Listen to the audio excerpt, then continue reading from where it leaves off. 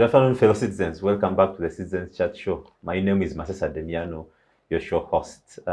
Thank you for being part of these conversations that we have here on Civic Space TV every Friday 2 to 4 p.m. And also thank you for being part of our online audience on our socials, Chat Show UG, we're on Twitter, on Facebook. And today, like any other day, we come and present to you the topical issues of the week and also events that are happening around us, including across the region. We want to discuss nation building today. How far have we gone as a country? If not, where have we failed as a country? But importantly, we also know the situation in Karamoja. Karamoja is always a big story for our country. We need to understand the questions around Karamoja, the hunger that is happening there, and many other issues that we will need to learn today. And joined on the panel to discuss this and much more, I've been joined by Dr. Ojambo Robert. He's the head of History and Political Sciences at Kyambogo University. Doctor, you're welcome. Yeah, thank you, Damian. Good afternoon, viewers. Yeah, and thank you for always being part of the chat show. You're welcome. Yeah, thank you. Following Dr. Ojambo is Dr. Sarah Bireete. She's the Executive Director with the Center for Constitutional Governance, but also a regular panelist. Council, you're welcome. Thank you, and good afternoon, viewers. Yeah. And finally, of course, not finally, we'll have another guest that will join us midway. But our third panelist today is Dr. Deus Kamunyu. He's a lecturer with Makerere at Makerere University, but formerly Mwasa chairperson. You're welcome. Thank you, Damian, for having me, and good afternoon, viewers. Maybe also to note that you are you still the champion of the Renaissance Africa movement? Yes, yes, I am the champion. Which one is that? I would want to know what that is.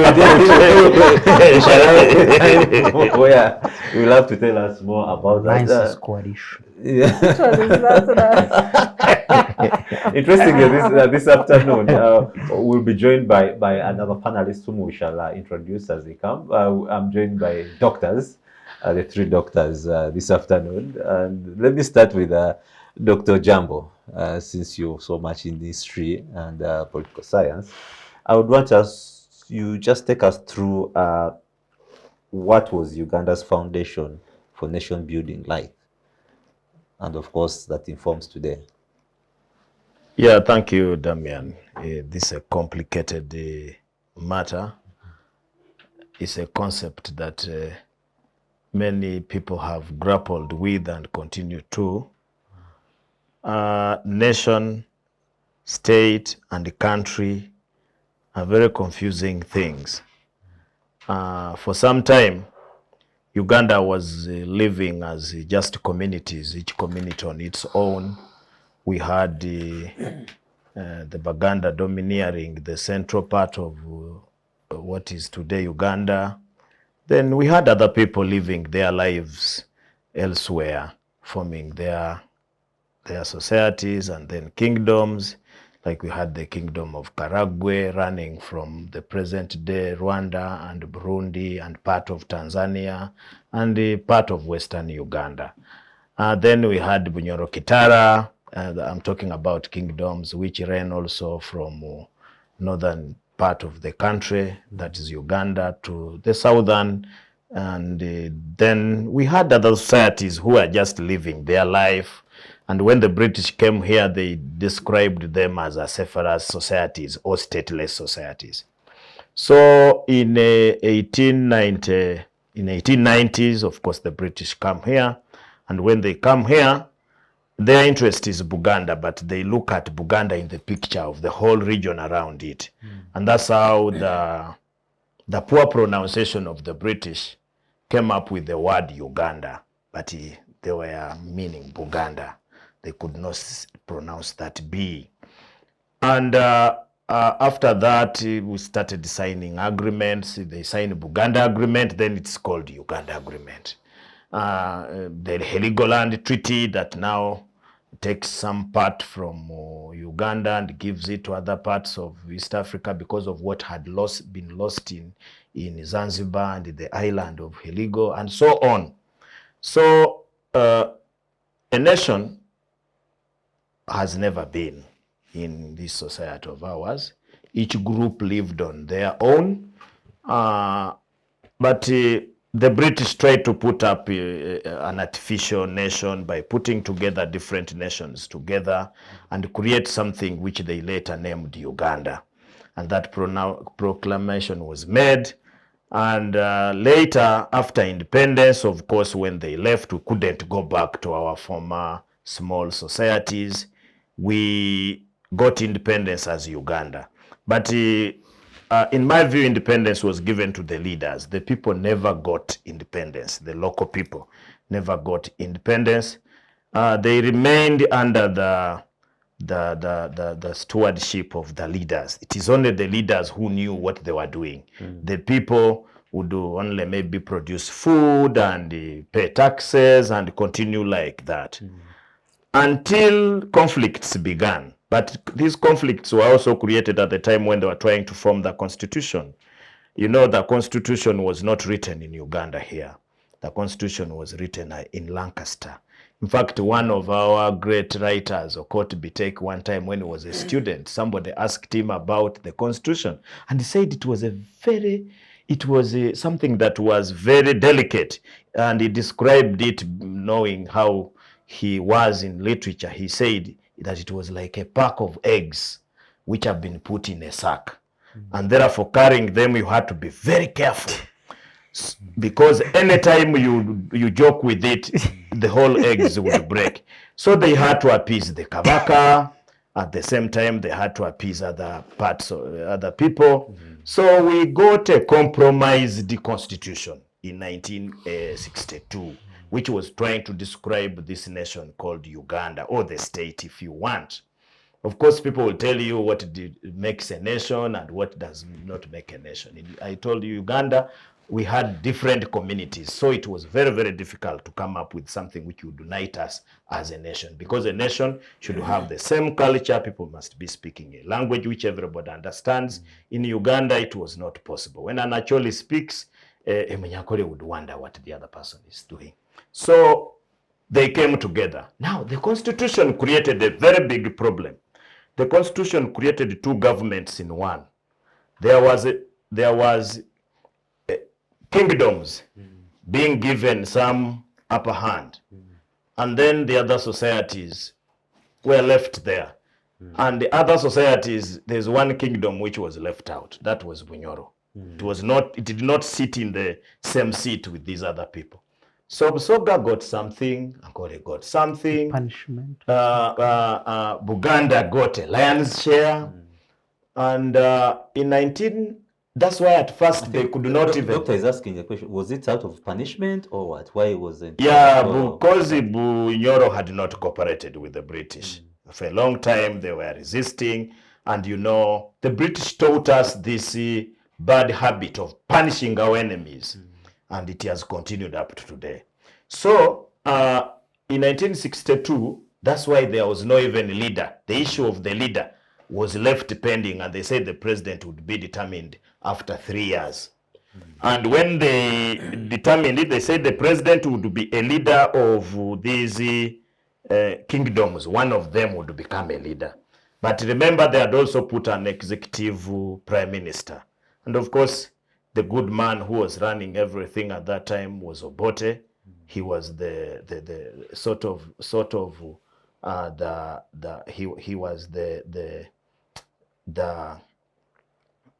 he was the one really presiding over the making of this constitution, trying to talk to this one, trying to talk to the other one. That's why Kabaka Yeka had to merge up with the UPC so that DP can be defeated. So at the end of the day, we have two countries in one. You have one led by the prime minister, which is executive, and another one which is led by Kabaka Mutesa. Because later they said after 3 years you would vote a president and it would be voted among the leaders of the kingdom. So the Nadiopes and the others came and they voted Mutesa. Then he was the man of the moment. Now, that was a recipe for conflict. Anybody who looked at that would just see a power struggle. Now, in all this, the people in Uganda were not involved. Were not involved so much. Of course, they had representation. So it was difficult to have what you would call a nation. And in 1964, of course, there is a referendum because of the lost counties. That matter had not been solved by the constitution. They said it would be solved with the constitution after 4 years. After that, of course, that caused the conflict between the president and the prime minister, and the people to take the beating were the people. So in Uganda, having said all those things, attempts to build a nation were not there. We were trying to build a government of leaders who would pretend over the distribution of resources and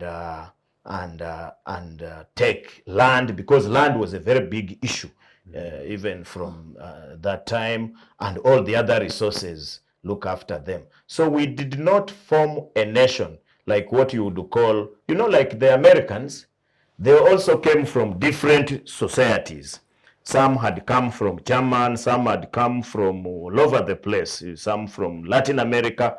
But when they reached in America, they created their own culture. That's why you see, even some of you may not know, that even when the church reached in America, they tried to Americanize it, and they came up with these Baptist churches and Pentecostals, which was not like Rome or Canterbury for the Anglicans and Rome for the Catholics. So in America, they tried to unite people and they called them Americans. And therefore, you became an American of Latino origin, American of German origin, and so on. So that helped to create a nation which is there called America. I'm not saying America is one of the best examples of nations, because it has its own contradictions up to today. So in Africa here, nation building is something that we have not even started on. Because even today, as I speak now, I don't think there is any leader in Uganda who has come out very clearly to build a nation. A nation, people are normally building power centers from independence. When you try to look at our independent fighters, they were building power centers. The ones who followed them also built power centers, built around religion, around tribe. That's why in Uganda here, Uganda normally is handled with a lot of care. And that has been always the reason why nation building has been very difficult. The way you handle Buganda vis-a-vis other nations. So much so that there is Buganda and them always from independence in 1962 up to today. In fact, the elections, the former elections created a very big contradiction. And I'm very, very sure the people who are in the powers that be are now struggling to see how they deal with the Buganda question. So the Buganda question is a very big issue in the creation of a nation. Although in Buganda, they normally say Buganda is a nation.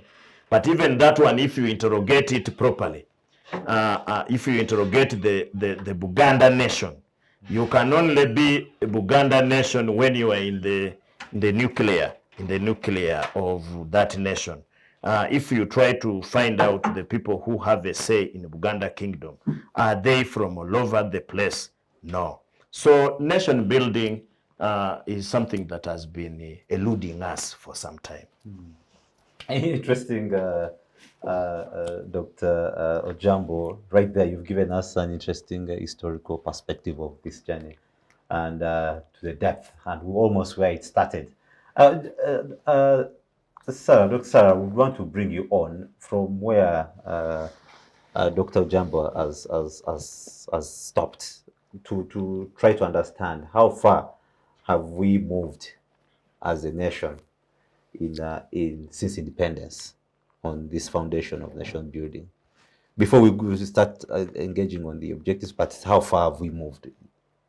Dr. Ojambo points out to the fault lines right from the pre-independence era. Nation building normally rotates around the use of power of the state to create a national identity. True. That presumes a national language, common culture, and what we call in governance the common good. Correct. The services that must be extended to every part of the country to create harmony and viability for state development. These include the key social services with education and being highlighted most, and security, but also you need to look at other things like health, like clean water. So do we have this in Uganda as a basis for somebody to proudly belong?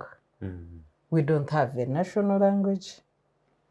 In the constituent making process, constituent assembly, there was controversy and a rejection on use of Luganda as a national language because of our historical controversies that doctors talked about. But every Ugandan, on average, 80% Ugandans understand Luganda. Yeah, true. I had a meeting to facilitate in Teso. I was using Luganda, English and Luganda.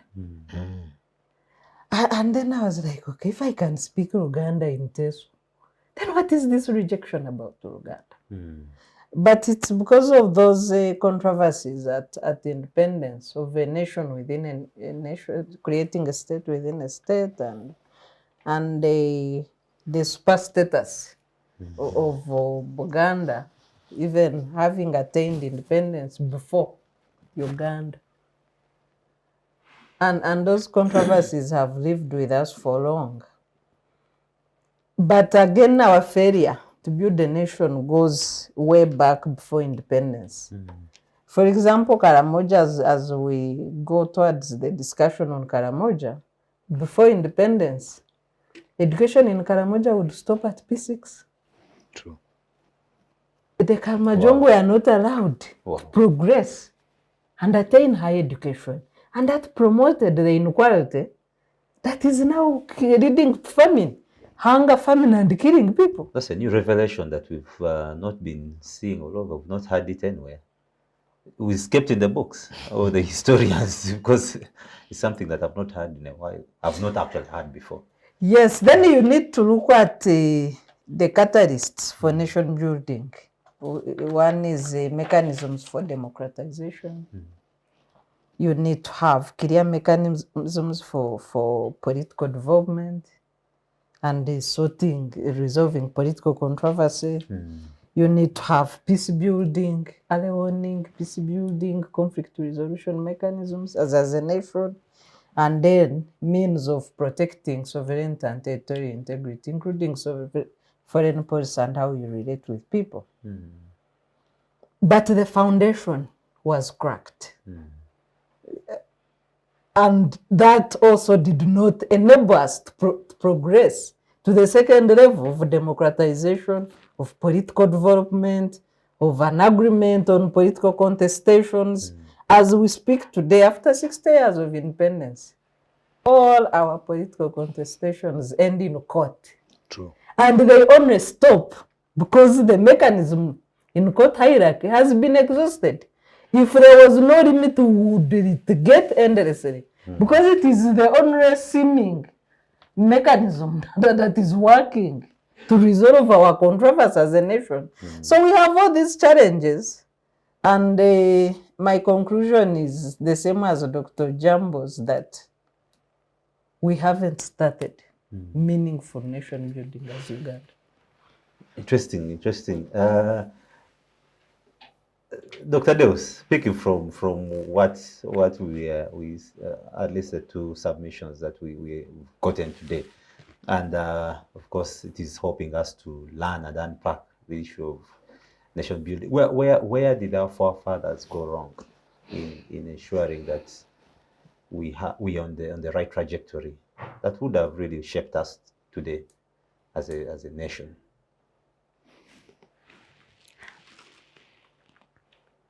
Maybe to start with Africa, because I just want to, it's my second home, I usually say. I sense. I think Tanzania did something. Tanzania did something. I appreciate every time I recall how those friends of mine that I studied with resolved conflicts, disagreed to agree. Their Swahili language, their health system, though a little weak, but it's for everyone.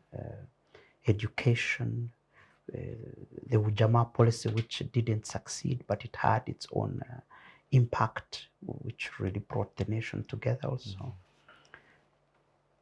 I think the historian would give Tanzania, and the political system would give Tanzania some credit. True. And that was a deliberate act of Nyerere. And let me start from there. As a forefather, he did the right thing at the right time. And maybe he used power well. And at the right time, negotiated his way and created a nation as Tanzania is. But starting from that, I'm going to use a word which I am aware of for a long time, called mythology, mystical. You know, when you are fighting for something, especially when you are many people of different cultures, you need something that brings you together. If I could ask a historian, maybe he could tell me quickly, what really brings us together as a nation? Is there anything that we ever fought for together? Even up to date, we seem not. Uganda. A group is claiming Nothing. they took power in 86, but it was largely It's from the also West. Greek. It was largely from the West. Is there something we have ever fought for together? And that we say we are proud, we celebrate it. Locusts. We In fought fact, for As a it. country. In fact, I agree with the Deus that to have a nation, you need something that brings you together. That is you. Like the Americans, they found themselves in a foreign land where they were supposed to survive there, and then there was this common enemy, the British, and all of them ganged around to fight the British. And when they got out, every time there was a conflict, even when there was a conflict between the North and the South, they would remind themselves that, remember, we have a common cause here. Yes. So I agree with him. So mythology I is think, but very also the promoters important. of the NRA Bush War always try to claim that it was a national No. But how can it be national? Wait a minute, because When you see 5 of the 6 top generals come from one village, what is national about it? mythology is very important in all this, in nation building, especially when you are left the way the British left us, constituted us and left us. And it is in history that wherever the British went, their method was divide and rule. True. So we needed something at inception that would rally everyone. And that's why what sustains Kenya, you may undermine it, but the Mau Mau rebellion and the way different groups perceived it, gives Kenya some kind of rallying point. Unity, yeah. Yes, That's but why Mr. Odinga, the father, respected this man, Kenyatta, and said, this man, he's the one, he fought this thing. He was really for us. He wanted it for us, and he said, pick it. Yes. Even when he had been given a chance to, because they really saw that there was a group really fighting so hard to have it. If I may ask you, Deus, you know, they had more reason to fight because of the white settlers and what was at stake. In our case, what was at stake? They exploited us directly using our own brother here, Uganda. So so mythology, very important. And you could, those listening to us could look at it. Something that rallies people, a myth that rallies you. We fought them and we celebrate. I sometimes ask myself on independence, what are we celebrating? You look around. There's something that really. Because I would want to understand We didn't walk to why the is it city that we have square a better in case, triumphance. a better case for nation building in Tanzania? Yes, because the What- elder did the right thing at the right time. He got the thing like this and he did it. He He dismantled organized quickly. He's the colonial only leader that establishment. did the right thing. The rest who were attempting to do it, his brothers, Kwame Nkrumah, who were attempting to do it were cut short because I think the guys had seen that these guys are going to be dangerous if we allow them to continue doing this. No, they did not also build their base properly. Where Nyerere beat the other guys, he built a base. For example, during his time, his army was one of the armies in Africa you would never joke about. He built an army that would be Even relied up to on. now. So let me go back to what our forefathers. I was starting from a forefather who did right.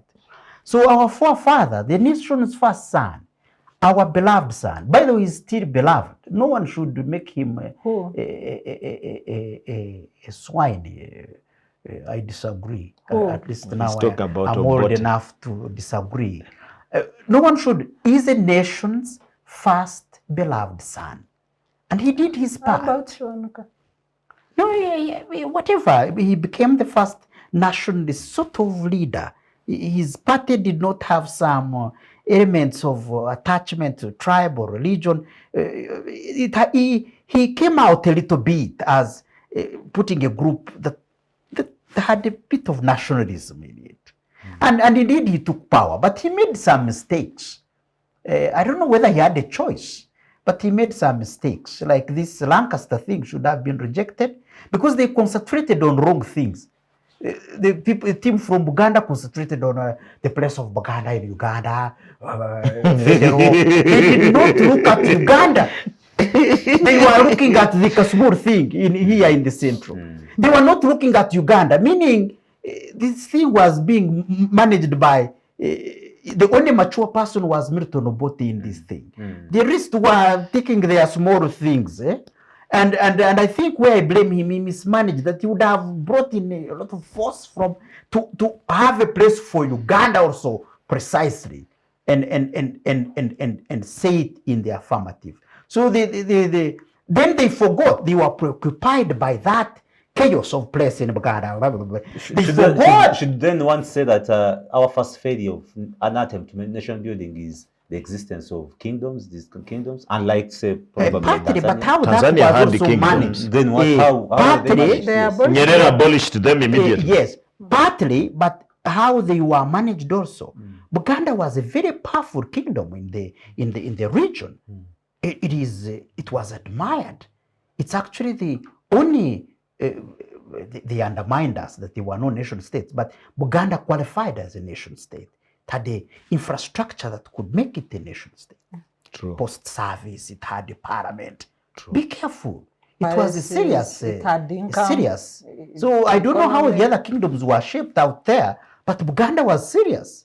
So we better also be. So now, but look, the place of Uganda had to. Milton Obote is this side fighting for a place of Uganda, but in a tactical way also looking for power, not really dealing with it sincerely.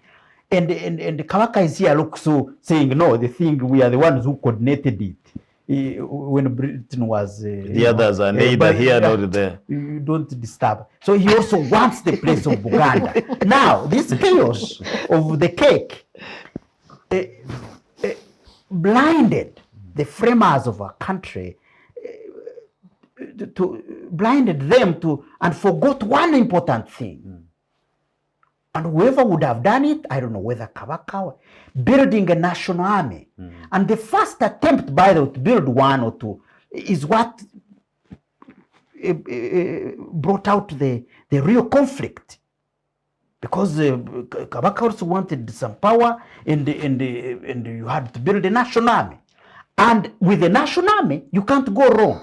That's why finest nation building needs protector of sovereignty. And there's no other protector of sovereignty than better than a national army. National army and the state. Yeah, and the state and its infrastructure. Now, the framers, I keep blaming my namesake. Milton. When I was young, I was called Milton Obote because I used to do my Comb the head. and I had a dark skin. And sometimes I would speak like him. Namesake.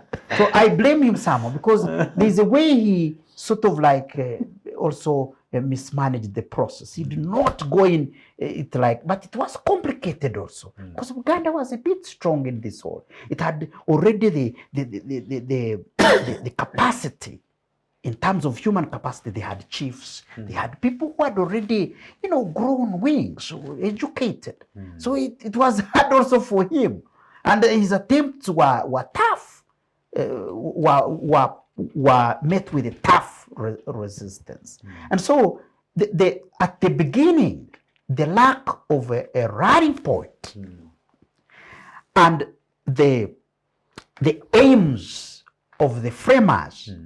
And by the way, this was don't think that at that point of building independence, those guys who quickly switched to imperialism weren't watching. They wanted it this way, and that's why I told you the last way. I said they quickly came in. He said, "We have given you the thing. Now prepare to." And they knew it would fail. So the framers, in fact, Cohen was brought for that purpose. To make sure Andrew it fails. Cohen. No, it goes through. they knew it would quickly The fail, latest. and then they would go back, and then imperialism would have. So the British, wherever they were, they never allowed. That's why they also never allowed formation of national armies. They never allowed that. They were against it. Like, I don't know what they call this, where every young person, let's say beyond from 15 and above, joining the national service. In British colonies, that was not. It was very common among the French and the very German. common. But it would also have been one way of building a protection mechanism. And during this service, these young people would be, trained in who a statesman is, would be, taught. But let me also say something about education, because we will lose this very big point. In nation building, the education of that territory, the country, and its curriculum is one to watch out. Because this curriculum is in some way a social programming tool. True. That then would be used to teach young people from the age of even one, as they talk, to know who a Ugandan is. Who is Ugandan? A proud Ugandan. What are the benefits of being a Ugandan? Such that they even see them in real life. You get maybe free education, you get a few things, common goods like health. So education was not crafted properly to include elements of who a Ugandan is. And I can, if you may allow me, yes, in Tanzania that was done deliberately. There is a song for school-going children which sings about only Tanzania and is describing this beautiful country that when I go to sleep, I think about you. You give me food, you protect me, you give me water. You know that song, Tanzania, Tanzania. Yeah, very beautiful. So even us at the university, we were told to sing that song, and I was shocked. You were in that. Yeah, I did my terminal degree in that. This is social programming. So the education system had to be framed. This is why I blame the first leader. Even those that came later, they never did they never put this Ugandan. And I will take you to now where I got some. I visited a small country in the north of, it's now part of European Union, called Latvia. Yes. To take Latvia, the people of Latvia, out of Russia, they had to review their curriculum. And in their curriculum, there is a course on who is a Lat, who is a Latvian citizen.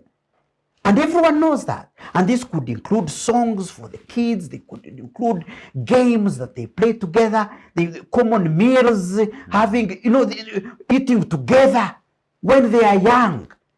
And then even as they grow, they don't know whether they are Baganda or Banyoro or Teso.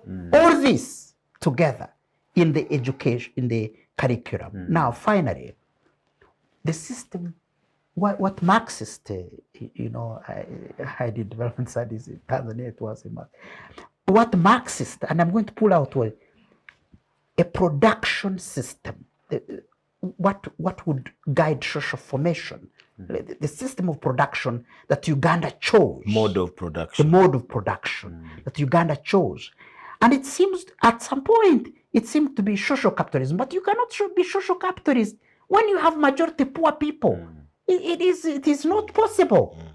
But then towards capitalism, then it is peripheral capitalism, which is vulgarized capitalism, weak everything, corruption, everything. Now, we seem to have chosen some kind of capitalism, but not defined. Right now, we are in a peripheral capitalism with the gangsters, corrupt people, organs, developing. That in itself, capitalism, delayed it sort of diverted us, because you can't have one man exploiting his brothers and you think there will be peace. You can't be developing someone called Mwezi and then one called Dokero is just seeing and appreciating. And yet you have problems from the beginning of that. You can't anoint people in this country. So the system of production that the mode of production that we sort of settled for was inappropriate somehow. That's why those who accuse Tanzania can only be a bit stupid. Because Tanzania chose its own way. And that way, sort of like it's as if they were static. But in that static nature, they were forming as a people together, trying to understand what the country would be like.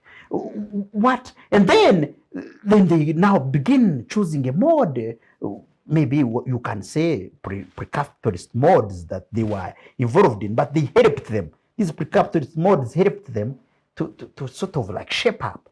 But if you begin nation building on the point of capitalism with the 45 million poor people, I doubt you can succeed. And a country where you have groups with different identities, like Dr. gave in the preamble, you can't succeed. Because you realize that this concept of free market cannot be participated, cannot be practiced among poor people. Free market, nonsense. How can you?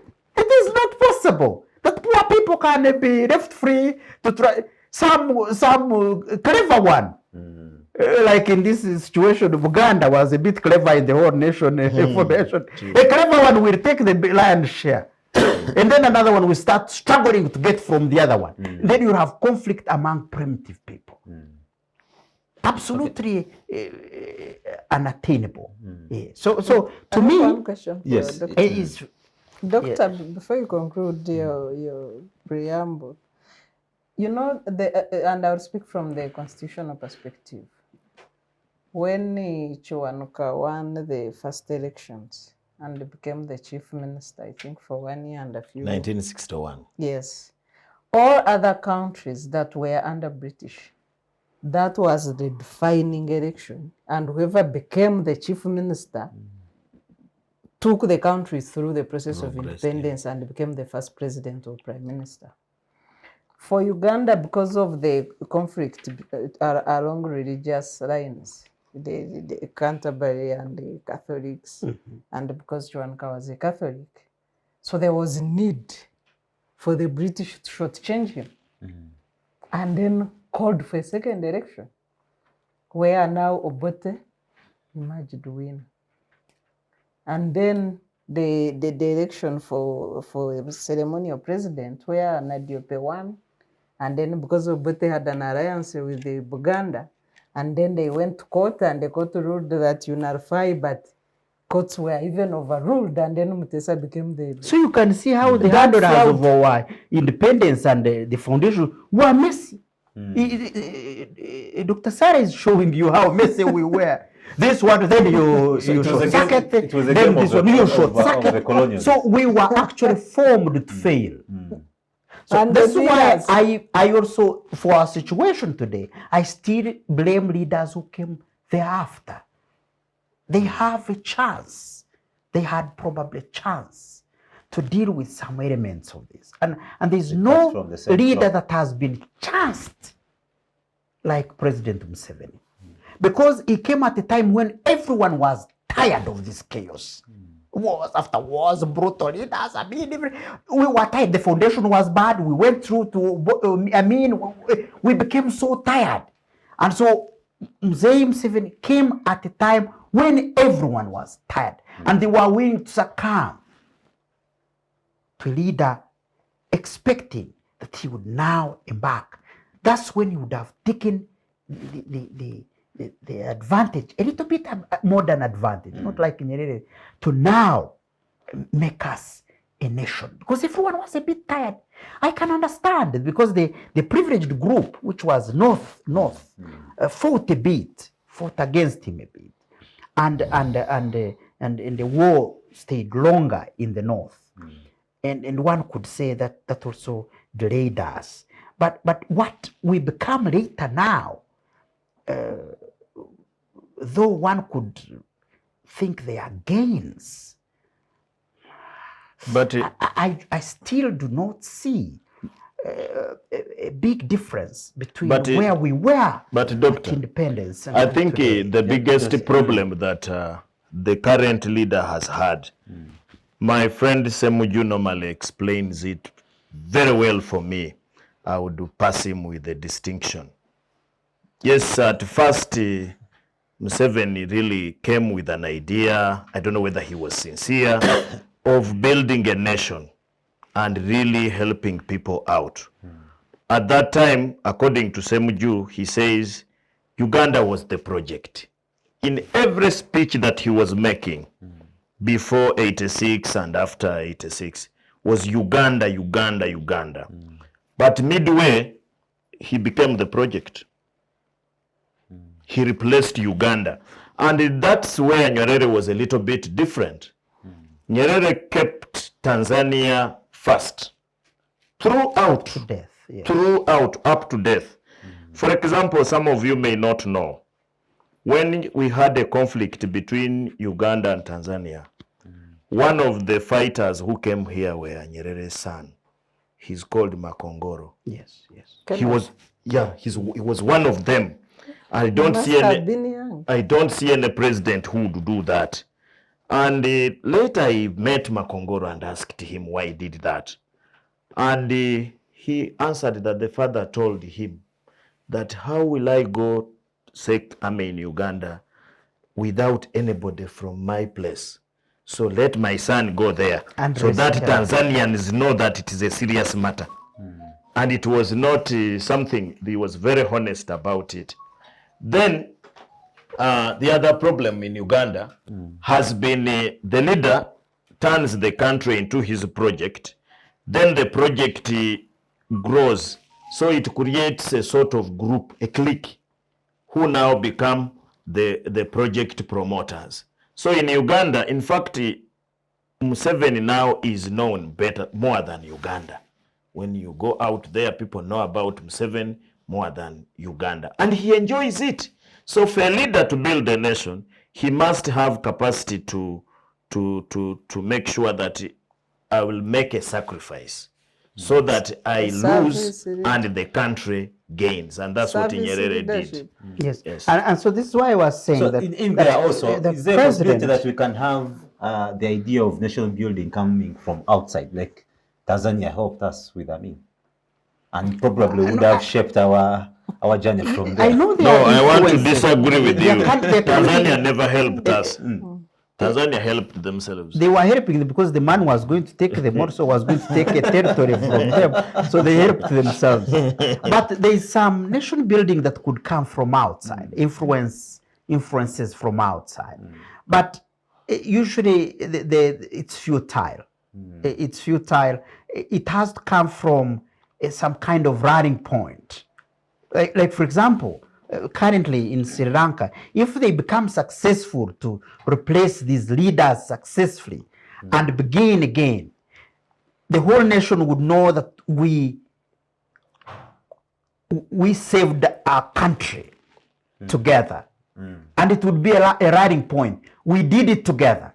And so whichever leader comes, if he embraced country and worked so hard to make sure that all concerns of the people are addressed, from economics, common good, Dr. Sarah was saying, the allowing the growth and proliferation. I don't know why you forgot that, of civil society. Yes, You need to allow civil society. Yes, civil society, not by the funded from, but civil, even I did not want to self-funded. seem like I have a conflict. Civil society, you must allow it so they improve, they increase civic education, etc. And civic engagement. And engagement. And then, of course, a common language through school and young people rallied, and songs of unity, of nationalism, of, about Uganda, the beauty, everything, and that everyone is taught, every child learns to love their country.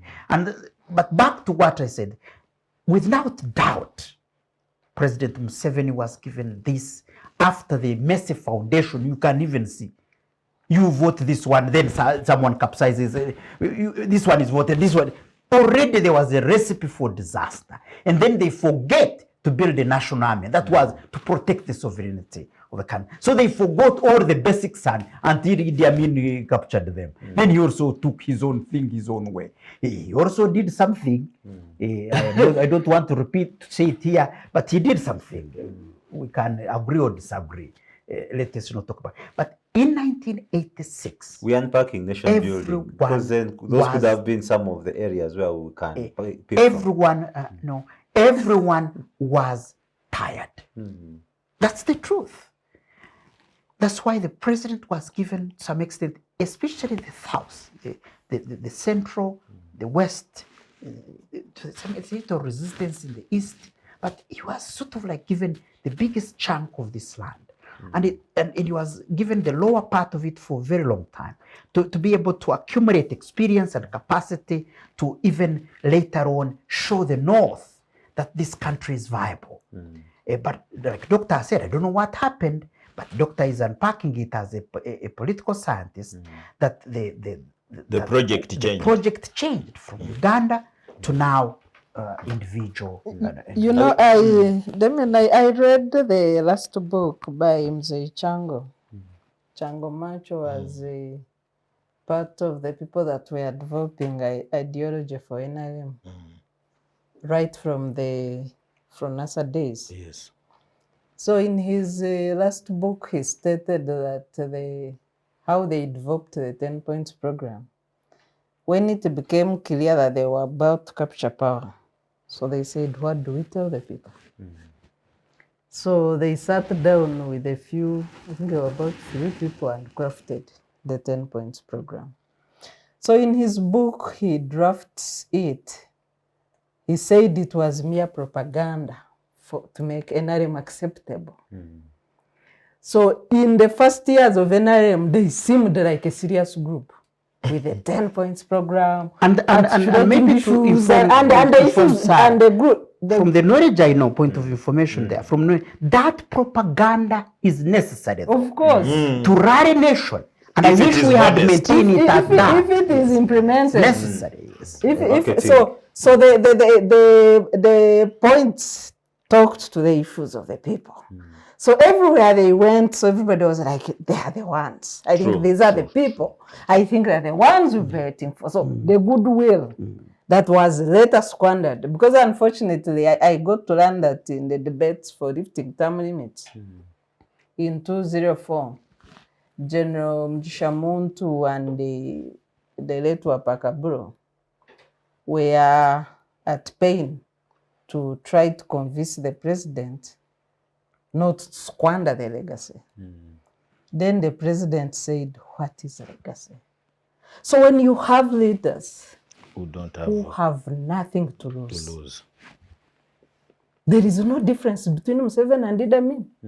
Interesting. Doctor, I know you'd want to come and chip in, but I want to ask, do we have any objectives laid out for nation building? And if they're there, how far have we gone in pursuing them? Yeah, I may not state specific statements as objectives, but my colleagues here have outlined almost all of them. I did my MA, and my title was Constitutional Challenges to Democracy in Uganda, a Dilemma of African Country. I brought that example because in that book I discuss most of the things that we have said here. And I almost failed my viva because I laid blame. And one of the person I blamed most was the Kabaka Mutesa. And how cunning he was, and he was not genuine in whatever was happening in the constitutional making. Of course, Mutesa himself did not go to Lancaster, but through his men. And in that constitution, there were objectives. One of the objective that is very, very important for nation building is compromise. In places where nations have developed, there is a lot of compromise. People compromise certain things To build consensus. and build the consensus. Yes. And that can be done through the constitution. In my view, what Uganda has failed to get is a national constitution, in my view. And it is something that I will argue until when something happens different. What do we have now? Many Because the of consultations many it of were the national. constitutions that we have in Uganda, from the legical, of course the legical, they also formed something which they were based on. You find that the legical was given, in fact, for Africans to sit on the legical, some people had really to show dust why they were not there. And when they gave one position, they demanded for two until they got it. Then we came to the first constitution. That constitution was very, very problematic. I spent a lot of time looking at it. They tried to correct it in 1967, but also the process got a miscarriage because people wanted to do something very fast. And by the way, they normally say that 1967 constitution, there were no consultations.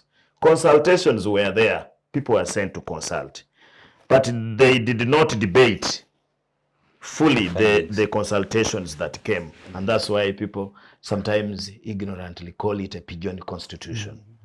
But if, for example, somebody would go to the Hansards and read, you will find like people like Sebuguzi. There was a man from Kono called Sebuguzi. He engaged the UPC team with a lot of debate. In fact, there is a time when At the time for adoption. At the time of adoption. No, they call it discussion. pigeonhole because it was thrown in their pigeonhole. That's what propagandists. That's what even we study in the constitutional class. That's what propagandists normally want Ugandans to know. Dr. Me, I am telling you, I have gone to the Hansards and Doctor, let me looked first at the finish. Hansards. There was a 6-month debate. Doctor, let me first finish. Finish. There was 1966 and 1967. Yes. Two constitutions. The one I'm talking Which about one had is the 67. 6 months debate? 67. Then the pigeonhole is before. Because for pigeonhole, Madame Nora Matovu was a clerk at Parliament. So she told me this when we held the National Conference on the Constitution, that they told them, consult article this, and they got a ruler, a mathematical ruler. Sir, I agree. 1966 was a cool constitution. Consult this. That one I agree. Take to the printer. Remove what has been cancelled. Print. So these copies are the ones which were thrown in I the agree. pigeonholes. 1966 was pigeon, and Yes. it was a coup constitution. Yes, that's the But pigeonhole 1967 constitution. was discussed, and they tried to solve a problem which had become an elephant in the house. Then, unfortunately, that constitution, everybody was seeing how they could use the constitution to access power. The UPC was seeing how they could. The other groups were also struggling to see how they would use the constitution to access power. Now come the famous 1995 constitution with a very long process where the people went out and got views of the people and so on. What do they come in? I have a young man. This man stopped in S2. And sometimes I discuss a lot with him. He asked me, you are saying that these people who are in parliament now are educated. How could they allow this to happen? For example, he reads the Constitution, and we are counting articles that give the president power in our Constitution. And you find that in every element that tries to talk about power, the president is the final person. Yeah, there are 46 Articles, be it appointments, be it declaration. So it created a very powerful person. At the end of the day, the president is stronger than the country. For example, you normally quarrel with the MPs. I was reading the Constitution. MPs do not have any power on the budget. What they give, what you normally see as budget debates, they are advisory. They are devising. The executive can take it or can leave it. And you say, oh, our work as MPs is to appropriate. What do they appropriate? Where salary? Appropriate salary. In the resources in the budget. But the ones who do the final approval. No, these guys brought a finished document. Then they start advising that here we say maybe you would reduce this money. The executive is not obliged by the Constitution. They can reject it and nothing happens. And that's what has happened in Uganda. I can understand you, but when it comes to their wages, Their wages, I agree. So, the Constitution, one of the big hindrances of the of nation building in Uganda has been how to get a consensus. And we can only get a consensus through a document or something that we all believe in and we all support. And that must be something that gives power to the nation. Nation first. For some of you who were watching, when they were electing this Biden man, I don't know whether he's still the president of US. He's there. Trump voted not to leave White House. So somebody went and interviewed the State House controller that Trump has vowed that he will not leave State House. What are you going to do after election? And the man answered in affirmative and said, just wait for that day. Trump will go. So I was really waiting anxiously because Trump really would make you think that he will not leave. When that day came, I didn't even see Trump. This man was sworn in. So in the United States, that is a matter that you don't joke around with. Nobody can be stronger than America.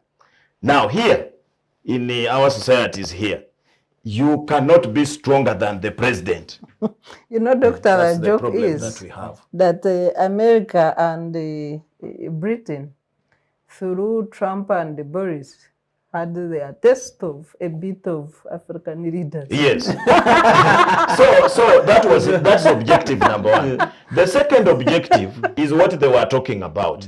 If you want a nation, there must be something that people don't want to lose. That when they reach that moment, they say, if we are to lose that one, let's leave whatever we are doing. Or if it means dying for that, I rather die, not to lose it.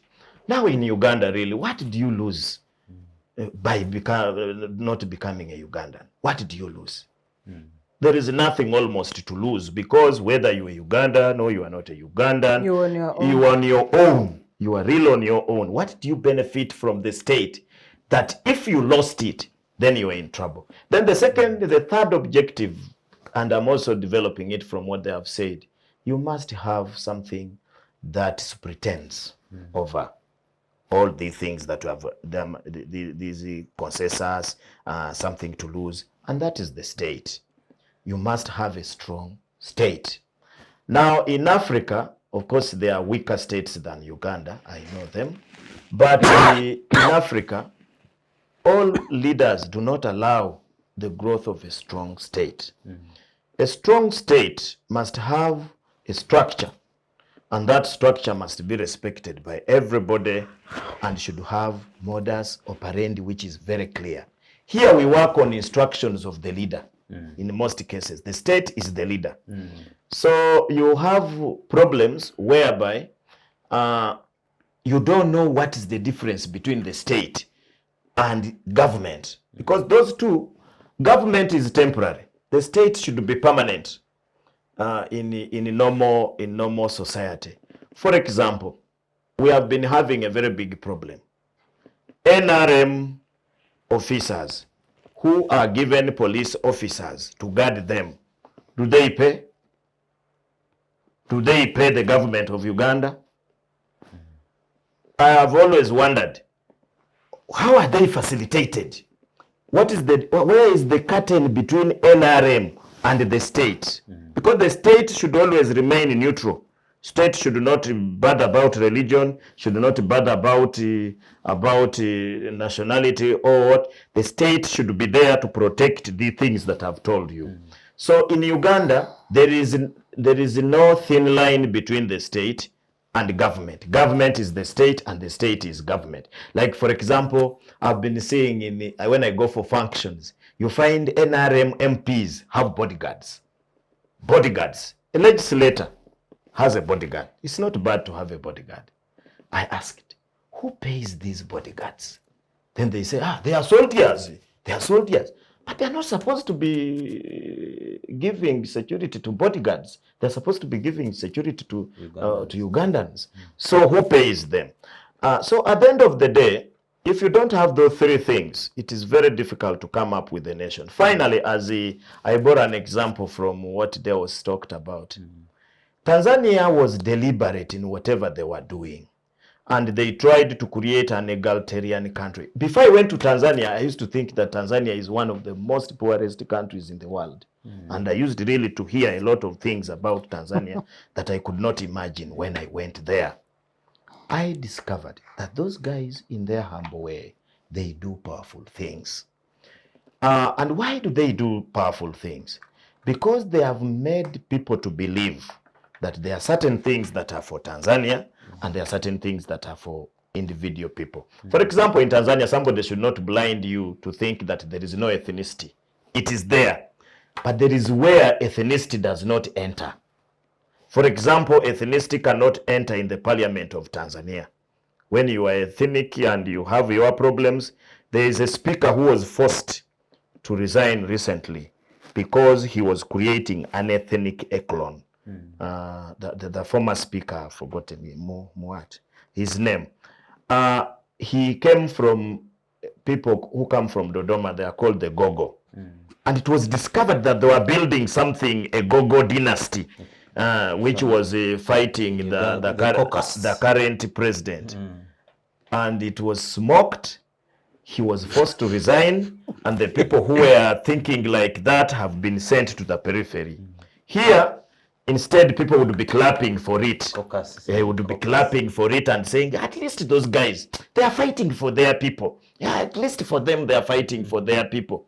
Ours don't.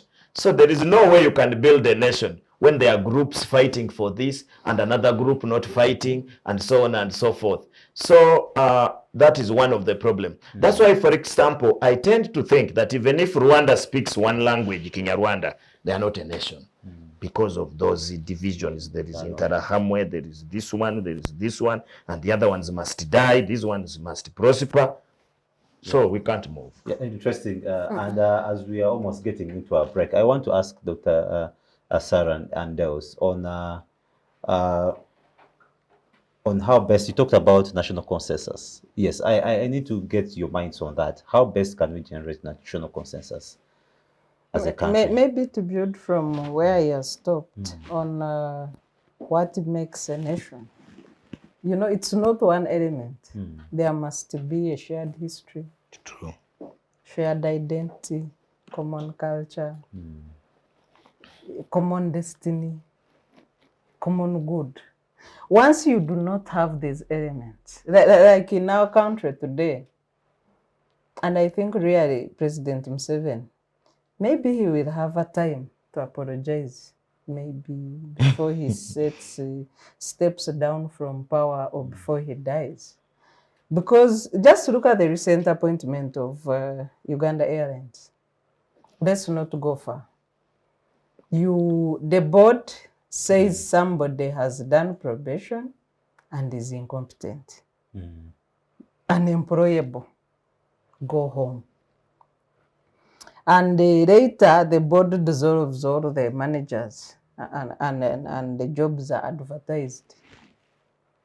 The Ministry of Works did the right thing and hires a professional firm to do the evaluation of who is most qualified. They run an advert for people to express interest. Before that period is done, you appoint a person who failed probation as a chief executive of Uganda Airlines. Just because. Failed probation, but she's Yes. she a DRA? Yes, she's a descendant of. Her father was a DP member of Parliament from Toro region, who was sympathetic to NRM and the Bush War. So DRA is that's what I think that's her merit. What is the DRA? The descendants of the president was clear on that. Okay. Yes. So you promote, I think, the president's ideology. I know he hides a lot behind the Pan-Africanism, but his ideology is nepotism and technical know whose child are you? Do I know your father? That is the merit of top jobs in this country. You cannot create a country like that. So that's why I'm saying that maybe before he steps down from power or before he dies, maybe he will have time to apologize to Ugandans for this mess. Because it's not that he doesn't know what to do. He's a very intelligent man. But he's too selfish to do the right thing. Very unfortunate. Interesting, yeah. So if you look at the cracks, really, at times when you discuss these things, even you get depressed. Because you're like, okay, have we wasted 60 years of independence? Because we shall celebrate 60 years in October of independence. What have we achieved as a nation? Somebody will say you have infrastructure, roads. That is second. I think in nation building, actually, it is at second level after attaining the basics and uniting the people. Because, you become a state or a sovereign state is defined by people and territory integrity. So yes, and that's why some people rightly so say we are a geographic expression. Because we have the boundaries of Uganda, now they are known, globally respected. But where are the people that are united with the character of a nation? They don't exist. Thank you. Sarah, Deus. On the consensus, I think to build consensus, you must have whatever you are thinking about or you are trying to do must appeal in one way or another to a common destiny. That even regardless of your individual interests and village interests, clan interests, whatever, but you see something in what you finally, or what you're about to decide together. You see everyone is represented there. Because no one will ever take away the fact that I'm a Mwezi from Ankore. I don't know whether I'm Ankore or not. Because when you look at the background, people are coming from where others are coming from. So I am just... actually, that's why I'm saying the people who made us Banyankore did a good job. Because when you go to, for example, the Greater Ankore, most of the people are immigrants from somewhere. Others were passing, others found grazing land. Then finally someone called it Ankore. Whoever did that maybe did something better than whoever did Uganda. Maybe it's because of so we gave each other respect. The fault lines, because then if it wasn't now, there, you must see in whatever you associate broadly as and you can't just see it in the decision alone. It's in the method. In the method, if we are aiming at something, and I see that your behavior is to actually chop my energies, towards the aim, like you are backstabbing, you are operating behind. I may not easily build consensus with you. And that's why at some point, leaders who began as popular leaders, finally, and they are not aiming at the common interests of a people, of a nation, finally end up with no choice but to be protected by their own family. Yes, because people fall off naturally. And people wonder, why did these are not cooperative, or they gave up. What? No, people are looking at whatever is being decided and realizing that it does not represent them. It is short of what they felt would be the identity. And so they fall off. They keep falling off, and then you find, hey, but everyone has fallen off, now you have no choice but to rally your own village to give you protection. And so consensus building failed us right away from the beginning. Because of dishonesty. Because of dishonesty. That's why I was saying, Mzee Milton Obote, how could he have accepted that a consensus built or an election conducted free and fairly be overturned for him to take over power? This power hunger started long ago, and it messed the background. While the brother in Kenya, that's why I was talking about something mythology, because they had nothing to lose. Obote was also rising from rags somewhere, and he found himself on the table. They had nothing to lose. They had nothing that pulled them together, and that they were fighting for it, for their survival. In Kenya, Jaramogi just said, no, my brother must take. Yeah. My brother must come. He participated more. Yeah. He is the true leader of this. While this one now was willing that something be bent for him to take over. Then also they meet and elect an. Then this one also connives, and so you can see how I blame my namesake for messing the foundations. And I don't know why people don't see this. Someone has won for the sake of nation, you should rally behind them, but you connive with a group to overtake them. Then another one wins, then you ally with the other one to undermine this. And already a mess is created. Likewise, people who were disagreeing then were not seeing their interests addressed in the decisions that were being continuously. And to a minimum, it doesn't have to be perfect. It just has to be a minimum to keep a nation together. If, for example, we are hanging on minimums, as Ugandans, we are just hanging on minimums. The day we will lose those minimums, we will fall apart. Yes. And maybe, so maybe let me just give an example. Almost, let me just give a small example. You know, for young people, I've been hearing on TV that in Uganda people don't resign. In 1968, there was a man called Cuthbert Obwangor. That man was a minister for finance and economic development, something like that. He was a UPC diehard, and was the person even who represented TESO in the Lancaster conference. Obote brought an amendment in parliament, and this guy surprised the people, disagreed with the amendment of arresting people and detaining them without trial. 1968. And Bangor stood up and opposed it and said, I don't care.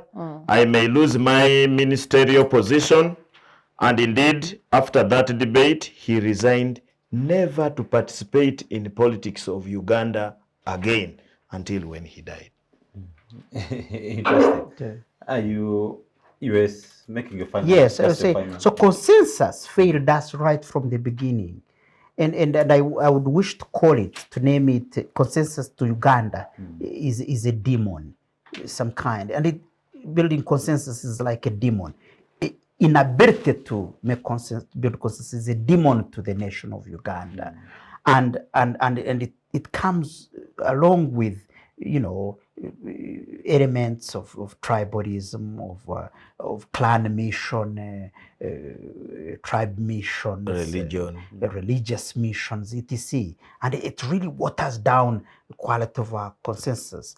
And that demon still comes up And then the unfortunate part is that the leaders we have hope in, keep waking up this demon, which cannot make this country fall. And that's where we have a problem. And that's why we some of us refer to Nyerere, and I've seen sometimes my president praises him, and he's his hero as well. But he never listened. Castigated the demons of nation building, the demons of nation building to his grave. The last speech he was giving, he was called to Dodoma to give advice on who to become the next leader of CCM. And in the whole of his speech, he was cursing the demons of national building. Ukabira, a demon of national building. He cursed it from the beginning to death. In theory and in practice, in speech and in action, he cursed Ukabira. And he also staked his own to die for his nation. That's why you don't hear that the son of Nyerere owns square miles of land, or he controls certain industries or factories in Tanzania. But that family is the most beloved. And he's in the opposition. That family is the most beloved in Tanzania. But surprisingly, they didn't have. I was there when he was. No, the casket was being rolled to Musasani from the airport, and I was among the students who went to participate. I was there, and I could see very ordinary men and women he left behind, but most respected, most loved. Yeah. And so, nation building has a component that leaders take on, and it seems that component is deliberate. True. It's an act.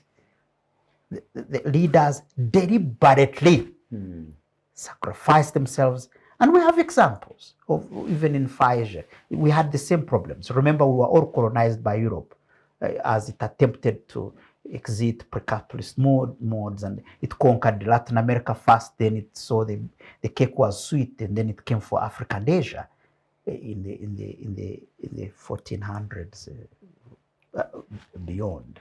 And Lee Kuan Yew inherited a very messy country, and deliberately created. Yes, he may have dictated, but in that dictatorship, everyone saw hope in it. That he dictated not for a group to gain, but he dictated for meritocracy, for a country where everyone had hope. And they could see that.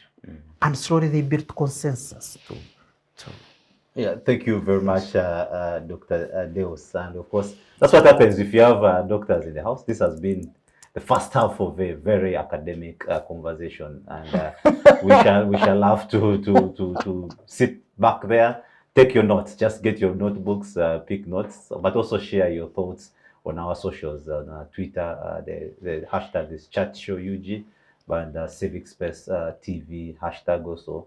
You be part of the conversation, share your thoughts, add on what is being shared here this afternoon. And while we come to the second round, we'll need to go deep to also understand the Karamoja question, because that also feeds into the whole question of nation building. So we need to understand what is happening in Karamoja. And maybe you could also be part of that conversation and share more, especially for those that are in the area. You could have real life examples of what is situation that is happening there. Be part of the conversation, and let's return.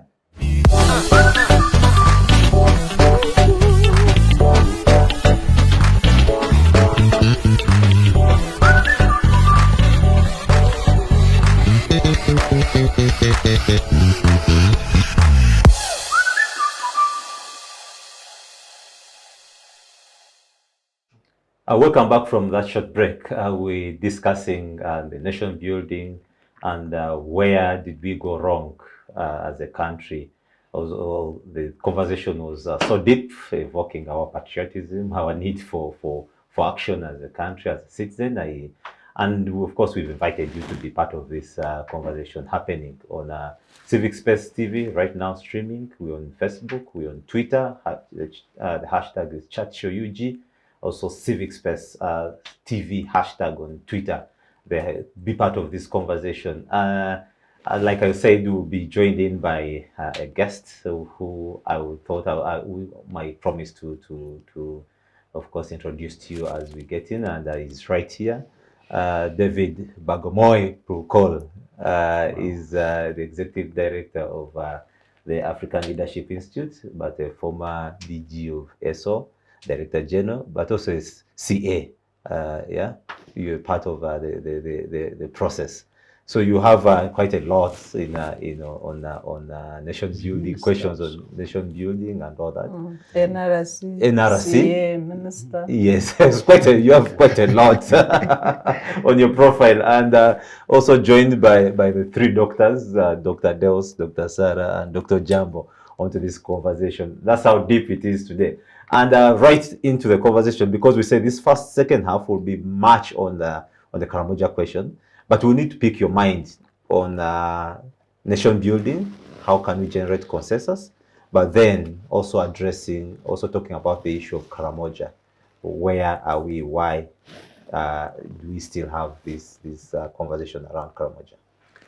Okay. Good to be here, but of course now when you talk about nation building, you're talking about what are the building blocks of a country called Uganda. And you find that even at independence, there were those parts of Uganda that were kingdoms, and there are those areas that were districts and were ruled by the crown, okay, the British crown. And now putting this together, and also communities, over 40 or so different ethnicities, a melting pot, those who came through Congo Basin, and southern part of Africa, and the Bantu-speaking dialects, and the Kushites, and the Nilohamites, and the Nilotics. So this is a melting pot where you have all these groups. Others believe in centralized authority.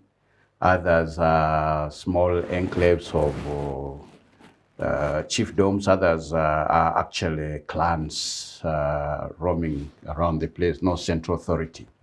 So this informs our perspectives, even of what we call democracy, even contest for. If you come from an area where the royal dance, there's no other dance that competes with the royal dance. It is one royal dance, where reverence for the king, okay, is never challenged.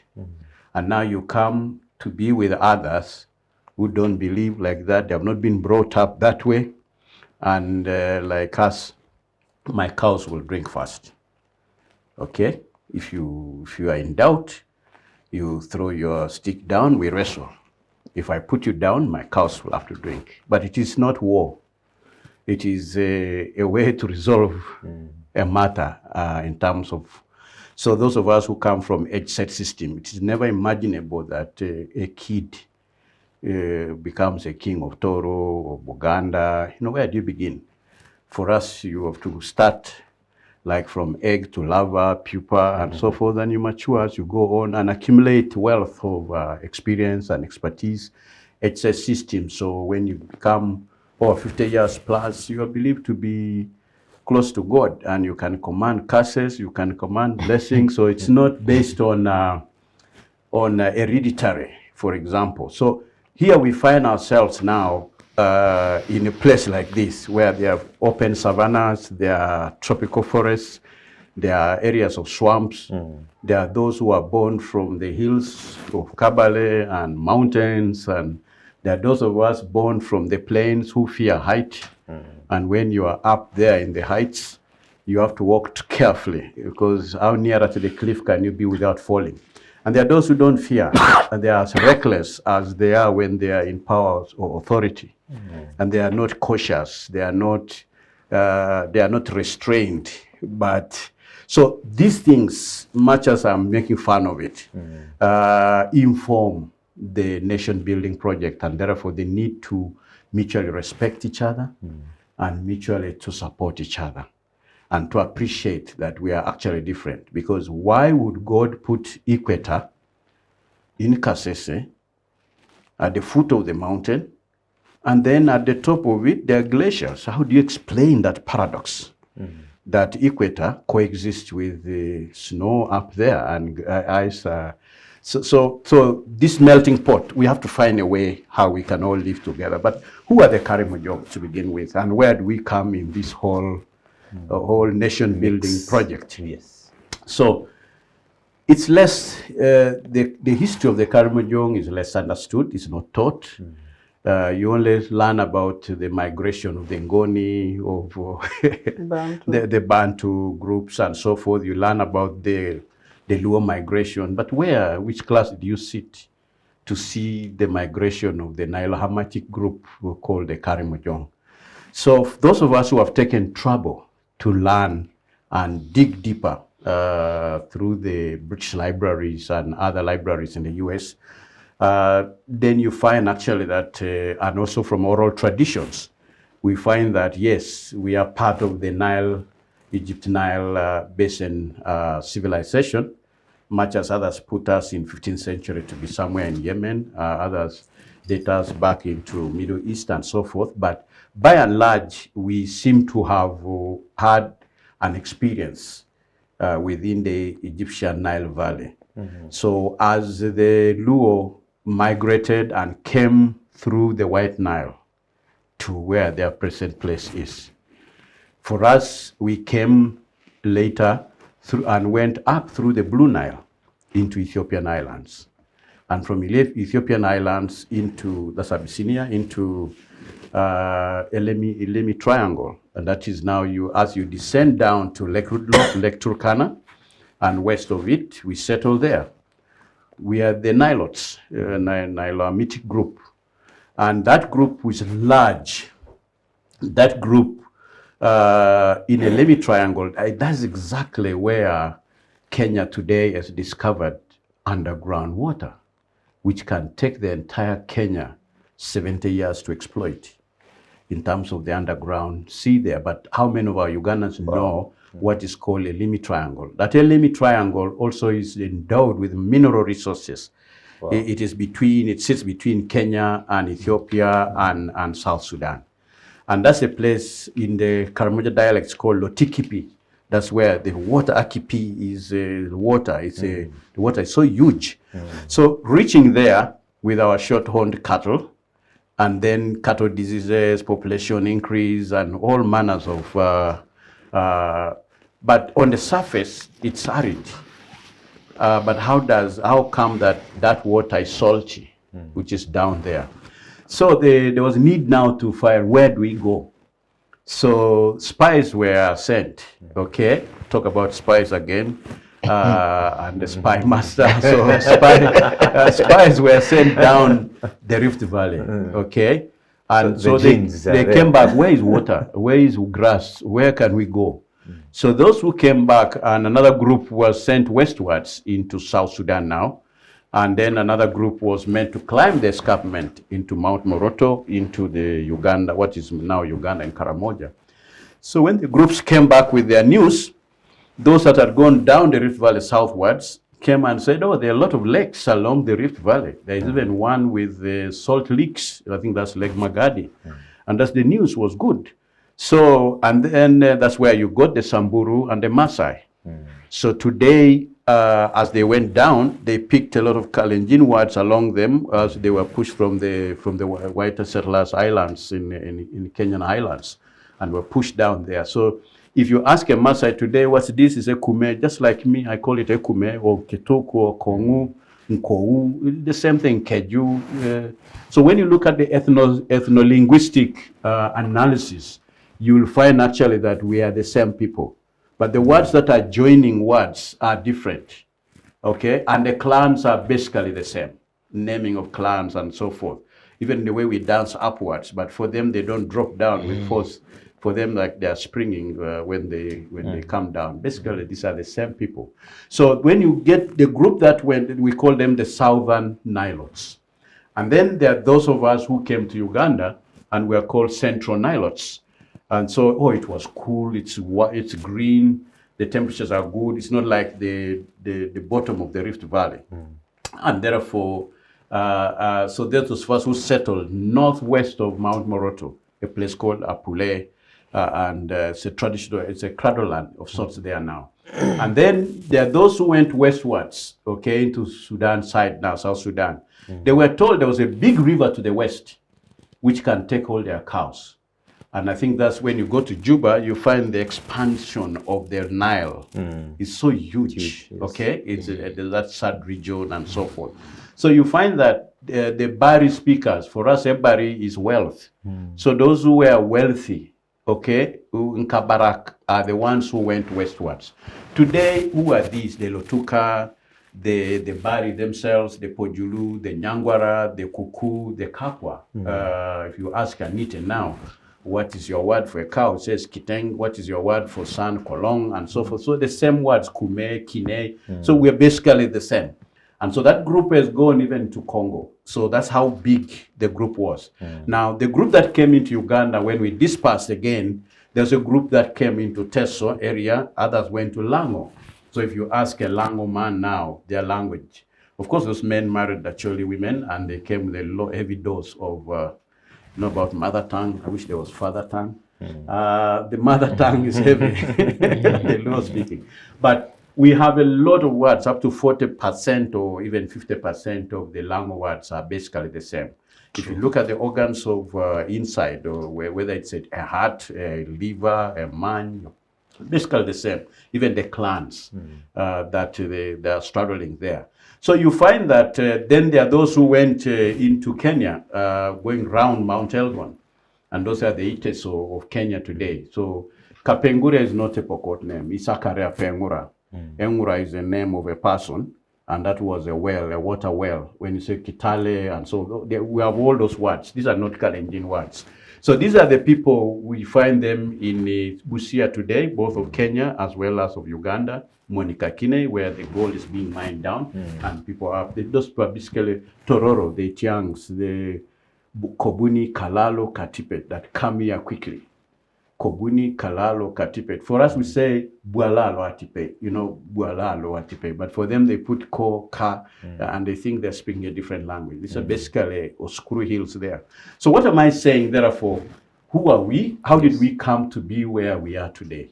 Who else walked this journey with us? Okay, and how we settled here. Now, if you say then, how did we, because you're talking about nation building, our encounter with the colonial government. Okay, Uganda used to be up to north of Juba, a place called Gondokoro. You learned that in your history. Yes. And those are the Karamoja cluster people that were living up there. And also, when Uganda was part of even Turkana, like Turkana, Naivasha, all the way was part of Uganda. So you find that most of the Atekere people, we call ourselves the Atekere group of people, okay? Itunga, for you, Muntu is Tunganan, a person. So we are that type of group of people. So when there was a contest, both in the Parliament of France and the Parliament, the House of Commons, and 1895 thereabout, okay? So the French wanted to come and establish a colony to link Atlantic Ocean with Indian Ocean from West Africa to Djibouti. And so they wanted to force the British to surrender Egypt because they said they were pacifying it and so forth. In order to force them to come to negotiation table, so they had to bring a military expedition which walked from Central Africa into Fashoda. Fashoda is in South Sudan, and put their flag there. They took the king of Ethiopia to join them if the British come to flush them out. And they wanted to connect that. The British, of course, that rattled the British. And for them, they wanted the Cape project, okay? Cape Town up to Egypt. Now, then you have a French element that want to interfere with that colonial ambition. So the quarrel that ensued, and the British garrison that was pushed from Egypt, from Khartoum, to flush them out. Yes. And the Ethiopian King Menelik, who had taken the arms, gifts, okay, decided to abandon. He was supposed to join to help the French. For him and his men walked up the hills of Ethiopia. So what does it mean? And so then there was, of course, the Belgium Congo, which was ruling part of West Nile, that is the Lado state, together with all the way to Yambio, and so that western part into Garamba and so the Lado state. Now, that Lado state was under King Leopold. And the discussion between the three superpowers, that's Britain, France, and Belgium, Congo. Now, they have settled that, hey, please allow King Leopold to continue keeping this Lado state, okay, in as long as he's alive. Now, 3 years thereafter, 1902, 1906, he died. And so that's how now the place was partitioned between between Britain and France. So the French were told to stay in Central Africa. All the rivers feeding into River Nile, okay, that catchment was all British. For you, you begin from the other side and you have no business here. So when now then, how did the Uganda and Sudan partition the border? It is at that partitioning of the border, okay, 1913, 1914, when Tufnell and Kelly, is a captain that were just nominated by the commission in Entebbe and the one in Khartoum. So when they were brought to partition that border, the issue was, okay, we give you Uganda, West Nile, and we take the whole of up to Gondokoro, and they drew a line up to Lake Rudolph. So, of course, 1924 there was a conference in Kitugu, and that's really a conference that fixed us as Karamoja. That conference and the resolutions that were reached therein were so severe for us, and were pushed out of Otuke Hills and out of, when you're connecting with the rest of your kith and kin, okay, and were pushed inside. They created even the wildlife, they took over the fertile areas and pushed us deep into arid Karamoja. I'm just trying to shorten up. And because then, you see, with the Imperial British East African Company, Captain, imagine of all people, just like Captain Lugard, controlling, to service their industrial revolution in the UK, in search for resources.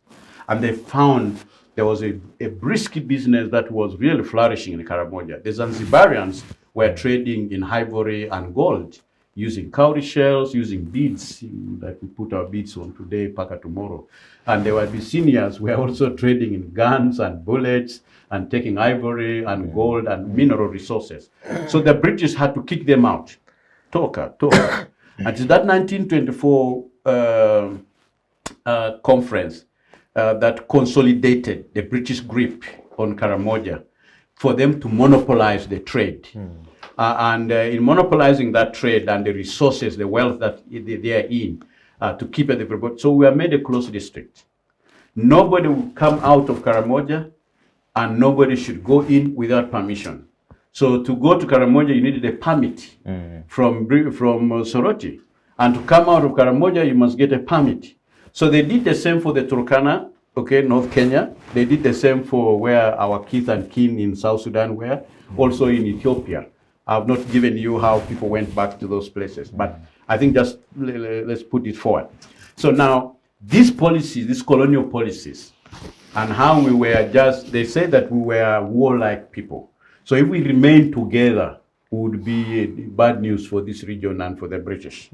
So the best was to divide us in 4 different countries, so that we are a minority in Uganda, a minority in Kenya, a minority in the Nyangatomo of Ethiopia, and a minority in South Sudan. And so we found ourselves at the periphery of the nation state of Uganda. By the time political power and military authority leaves Kampala and you reach the Karamoja border, it is inconsequential. It's very weak. Even service delivery, even the economy, the politics. So we remain at the periphery. The same to Nairobi. When you reach Turkana area, the same to Addis Ababa and so forth. So we were put at the periphery and became peripheral communities. And then our kith and kin who had moved far embraced education, embraced development. But for us, we were kept in a human zoo. That human zoo called Karamoja was attractive. So using the explorer view, philosophy of development, don't disturb. These are nice people. They're wild. The place, the terrain is good. The what? So it appeals to those tourists who like their environment raw and undisturbed. And I'm quoting from a publicity when Kidepo National Park was advertised in 68, 69. Those were the words. The third newest national park, imagine after independence, has opened in the Kidepo Valley. It appeals to those who want to enjoy their environment raw and undisturbed. And that's really the whole how Uganda government was marketing us. Even as late as 1985, when I went to London School of Economics, you go to our embassy in the Trafalgar Square, and you find the map of Uganda, and you see coffee, cotton, what, and in other places. And for us, it was a bow and arrow. You see a warrior, a naked person there. I mean, this is your 1985, 86. Wow. So you see that there were the colonial policies that kept us, and because that hardened us into the region. So no wonder today, the biggest landlord in Karamoja is government, and it's MDS, ministries, departments of government. 9% forestry authority, even where there are no forests now. So 27% wildlife. Okay, so about 52% of the Karamoja land is under different ministries and departments. And then in 1975, they made the rest of the land as game reserves, controlled hunting area. So we were allowed to roam and graze our cows, but we were not allowed to build permanent houses. Because then you build your thorny stockade of fences and grass thatch, and the termite armies reduce it. Okay, every year you're renewing. Every year you're renewing. So we were not allowed to settle. The worst part was the education policy. Yes. The education policy said that no Karamojong was allowed to go beyond primary 6.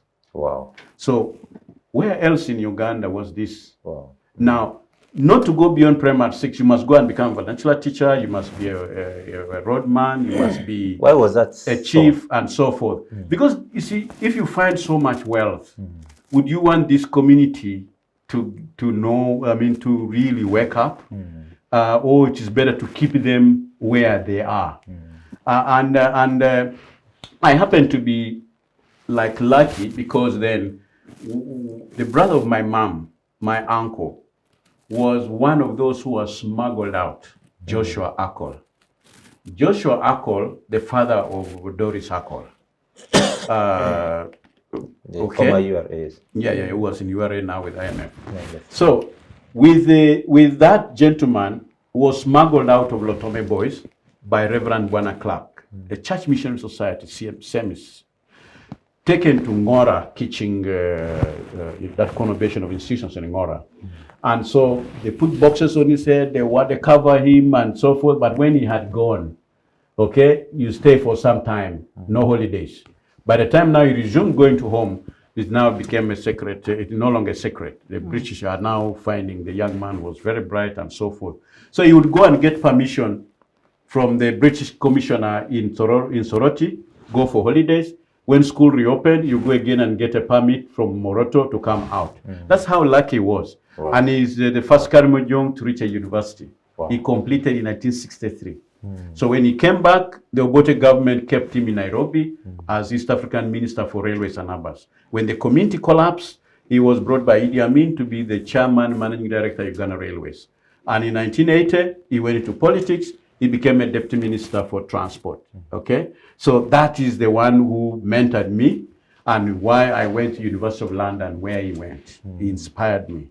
And when I was there, I made sure I read in those libraries. Besides the economics I'd gone to study, I had to go and dig out, understand what history of, just a few things I've given you now, just a few things. Okay? Interesting, right there, Afandi. And I want to probably bring in the other panelists, but on the issues of how far have we gone to rectifying these historical injustices that has happened? And probably in there, I'm sure the panelists here have specific questions from how far you've come with this very deep history that you've given us, and for our viewers to understand. Can I give you 3 more points? Yes. One is natural resource use. So because of that policy, and were herded in one area, our cows are multiplying. The government came and said the carrying capacity of the land cannot take our cows. Imagine you've taken the fertile area. Again, in these other arid areas, you want us to destock by force. Okay, that because of soil erosion. And now they would come and confiscate your cows and tell you Which government? the British. Okay, this policy is continuing back today. You've been hearing the military stealing people's cows and taking things by force, or if your cows cross the feeder road, demarcating the wildlife reserve, the police would just come and confiscate the cows, both those which cross and even those which did not cross, and they put a canning factory in Namalu, Kagata, and in the 1940s. That factory was feeding the British garrisons in Port Sudan and Port Aden. Wow. And the resources from Karamoja were used to balance the Uganda budget. And so forth. There were a lot of things that happened there. And so that's on resourcing and minerals exploitation. Just like today, for the last 16 years or 17 years, Toro Cement has been carrying boulders of limestone and marble into Tororo and heaping them there. No way bridge. Nobody knows what tonnage until what Tororo declares. Are they Christians? Now, not the URA wants to get a way bridge to know exactly the tonnage. Even if you tell them to pay royalties, royalties of what? Who knows what they have been carrying all along? So there are those marble that are coming to Jinja. So it didn't just begin now. It began that early. Okay? And today, even the mineral exploration that's taking place in the terms of oil which is oozing out of the ground, in terms of blue sapphires, 50 different pieces of minerals that are there, platinum and so forth. And that's you heard about the geologists being killed and getting samples and so forth. There's a lot of activity going on there. And aeromagnetic survey which has discovered a lot of things which are not being disclosed to the people. But we are saying the British did it. The post-independence government neglected Karamoja, thought there was nothing good. We can't wait for Karamoja to develop. My brother, you needed to be a Karamoja. You go to a class and the teacher is reminding you, we shall not wait for Karamoja. So that thing, you could make some of us work very hard and prove that actually we can make it. So maybe I should just leave it here. The third point? The third point is the state imperative to intervene in Karamoja. What was the imperative? Law and order. They came in the name of law and order and sovereignty. The state presence in Karamoja was to keep the flag. Raise it in the morning, bring it down in the evening. Or when the rain comes, they go and salute and remove it. But what happens in between the time you raise the flag in the morning and bring it down in the evening? The injustice, my cows were raided and you don't intervene to recover and give back to me. Or when you recover, you don't give to me, you sell it to traders and your soldiers make fortune out of it. Whether it's a means government, whether it's a voters government, whether it is now in third division, okay? These are the things that you see carrying through the thread. Okay, so, and yet for our people, the imperative was peace and resource sharing. They want peace. The Turkanas cross to graze their cows. It used to be part of their traditional thing. The Toposa cross, okay, and these grazing grounds are traditional, just like those who harvest fish. When the fish multiply from this Kenya, for example, the shallow end, and they come into the deeper end in Uganda, whose fish is that? And then you find Kale Kauras flexing his muscle in Ujingo Highland and so forth. So these are really, and now the nation states is giving concessions for big companies to harvest fish, that conflict and that traditional grazing area. So it was about peace and resource sharing, okay? But the state was intervening on a different, like for example now, if a Muganda steals my car on Buganda Road, why should government go and confiscate all cars of Baganda on neighboring roads? We're even up to Wilson Street, you know. That's what's happening in Karamoja then. Because this group 530 have come from another county, they have raided your cows, Sarah, and then the government now goes to that county where the raiders came from and confiscate from anybody, okay? So not necessarily. So these injustices, okay, in trying to pacify Karamoja. So we have grown up thinking that we are 99% Karamoja, only 1% was Uganda. or something. It is only in recent times that we have begun actually integration taking place. Why? You can see now Tarmac Road for the first time since Adam left Eden, going into Morocco. Okay? For the same reason he left Eden. I would imagine Eden was in Karamoja because Adam walked like a son of a Karamoja. Instead of saying I'm in Karamoja, he said it was. So you find that electricity now, including 132 kVA for industries, is now in Morocco. There's a substation there. Okay, the things are beginning to, and after the last disarmament, 100 scholarships from State House now for tertiary institutions to sponsor people in universities and so forth. When the president was trying to cut it recently and say, of all those who are there, when they're about to see the exams, State House sponsored, he said, no, I will only sponsor 75 of them who are doing sciences. But where do you get the sciences? When there are no laboratories, there are no chemicals, you did not invest. So you find today that the rest of Uganda is getting money. The amount of kilometers of feeder roads, how many kilometers of feeder road do you have? They calculate and give you the money for your district.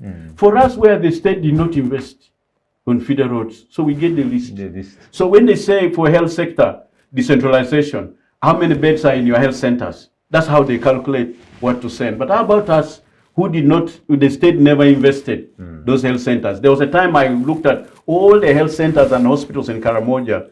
They were just equal to all the health centers in Mukono district. And these are 9 districts in Karamoja. You know, so that is the degree of deprivation and lack of investment there. Interesting. I would want to bring And you another talk part. about nation building. Yes. Okay. I will start with a doctor who will make his thoughts and probably ask a question. Maybe if you want. No, I may not ask him a question now, but I just like the first part. And when he was talking about it, I was really perturbed and felt guilty. For sure, I come from the history department of the university, but for sure we don't teach about the Karamojongs. Yeah, it's very true. We just group them as Kushites and mention them and leave them there. And for that purpose, I think we have created a very big disservice. And I think from this show, I really have to think very seriously about it, that first part. But fast forward, now to look at the problems of Karamoja today in Uganda. I think in 1984, Mamdan wrote a very good piece of what Pulkol was trying to explain. The colonial roots of the Karamoja family. Yes, and he really explains these problems. And for him, unfortunately, he was only looking at famine. They confiscated even his passport. Yes, Like and For that? it caused him a lot of trouble. And he tried to demystify what had been told to people about Karamoja. Because people thought Karamojongs were just roaming characters who are moving all over the place. And Mamdan said, look, Karamojongs were just living like any other society in Uganda. They were hunters, they were farmers, and pastoralists. But because of the poor policies that Pulkol has explained, they were all made to look like they're not even sane pastoralists. Just guys who are unruly and therefore should be hardened, and therefore it distorted their production, modes of production. Because in these 3, some people went to hunt at the lowest level of society.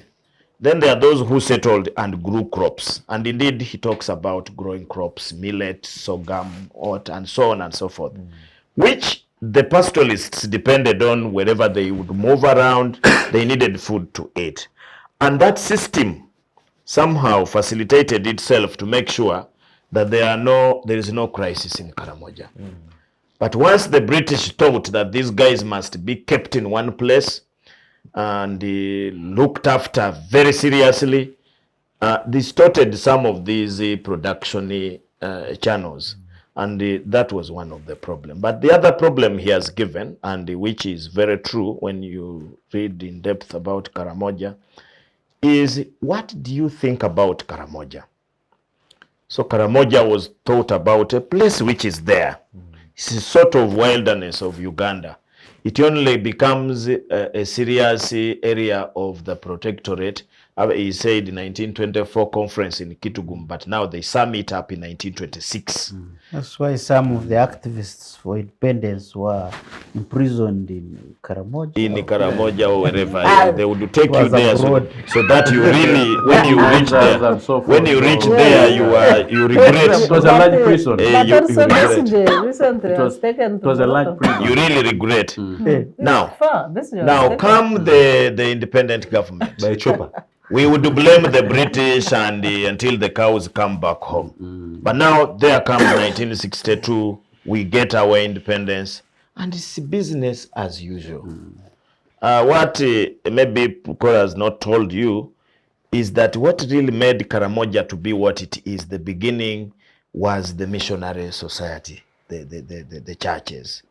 Those are the one. If you see anybody who succeeded from Karamoja during the early time, they went through the seminary, the or seminary or through the Christian thing. schools. Then later, of course, when the NGO world began, the NGO went It's an there industry. and now tried to through big mainly UNICEF to try It's a and big industry then. promote education, because really NGO has work to do in Karamoja. That's But where are you they have. adding value? That's where you have. There are two Karamojas now. Go ahead. That's where you have almost 80% of young people who don't go to school, not because they don't want to study, but even the schools are not there. If they are there, they are not in good conditions I with saw a classroom where students had partitioned one same class, the bedroom, and then a space for learning, the blackboard. Okay. So For us, we're writing on the side, and the teacher comes and there came this recently, and the president created a minister for Karamoja. But I was asking, a minister of Karamoja to do what? Is there a Karamoja development? Of course, there was something like Karamoja development plan. 87. 87. Agency, KDA. 87. But when you look today at that Karamoja development plan and you try to tick things which were implemented, you may end up with your pen full because you will not be able to tick so much. It was only an avenue. You've come a long way. It was only an avenue to create a budget, to allocate funds which are later used in other business. Yeah. Now, for example, now the other thing was the disarmament. The disarmament. Disarmament also became a very big project in Karamoja, where they were disarming Karamojongs who are misusing guns. But somebody would ask a question.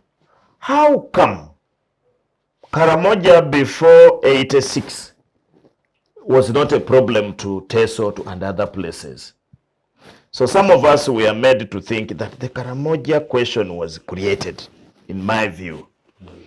Karamoja question was somehow created because of the Teso rebellion, the rebellion which was in Teso.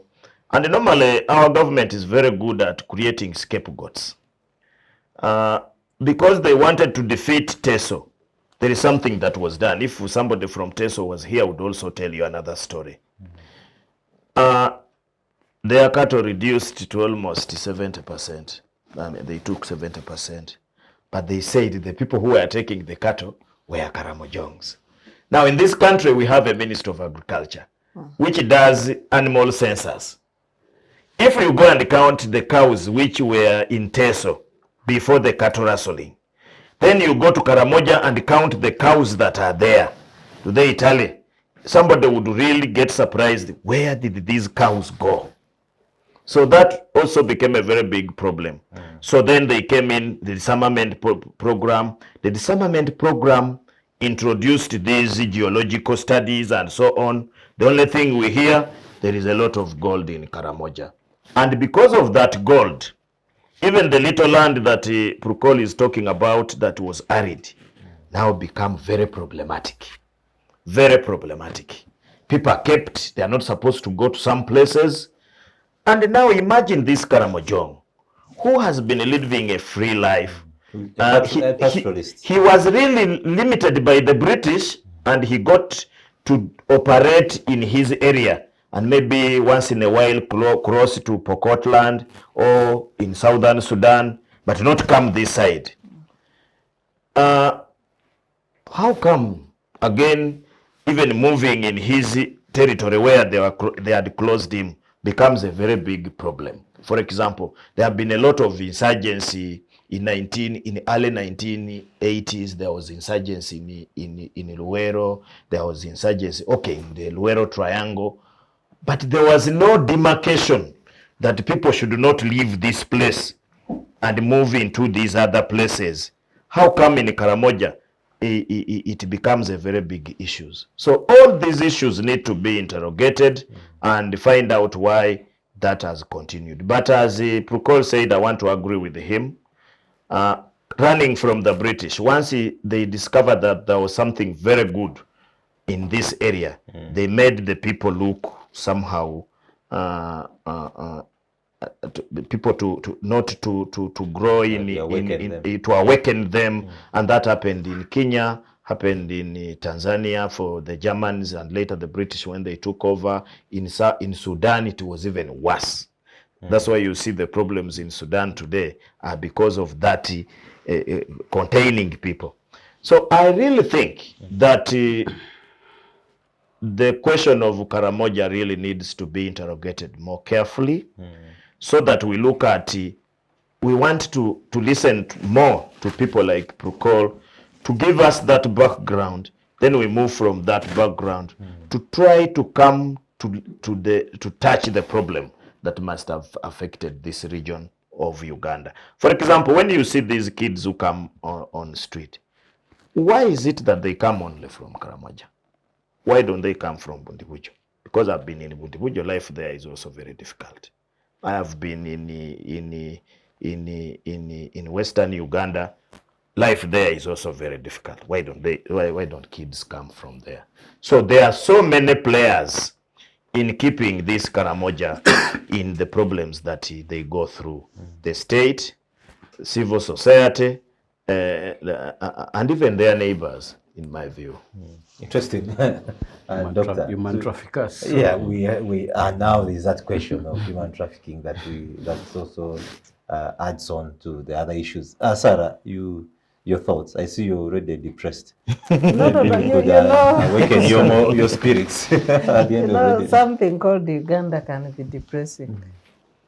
I think people who have little information maybe can afford to be happier than us who try to interrogate things thinking we might arrive at a solution.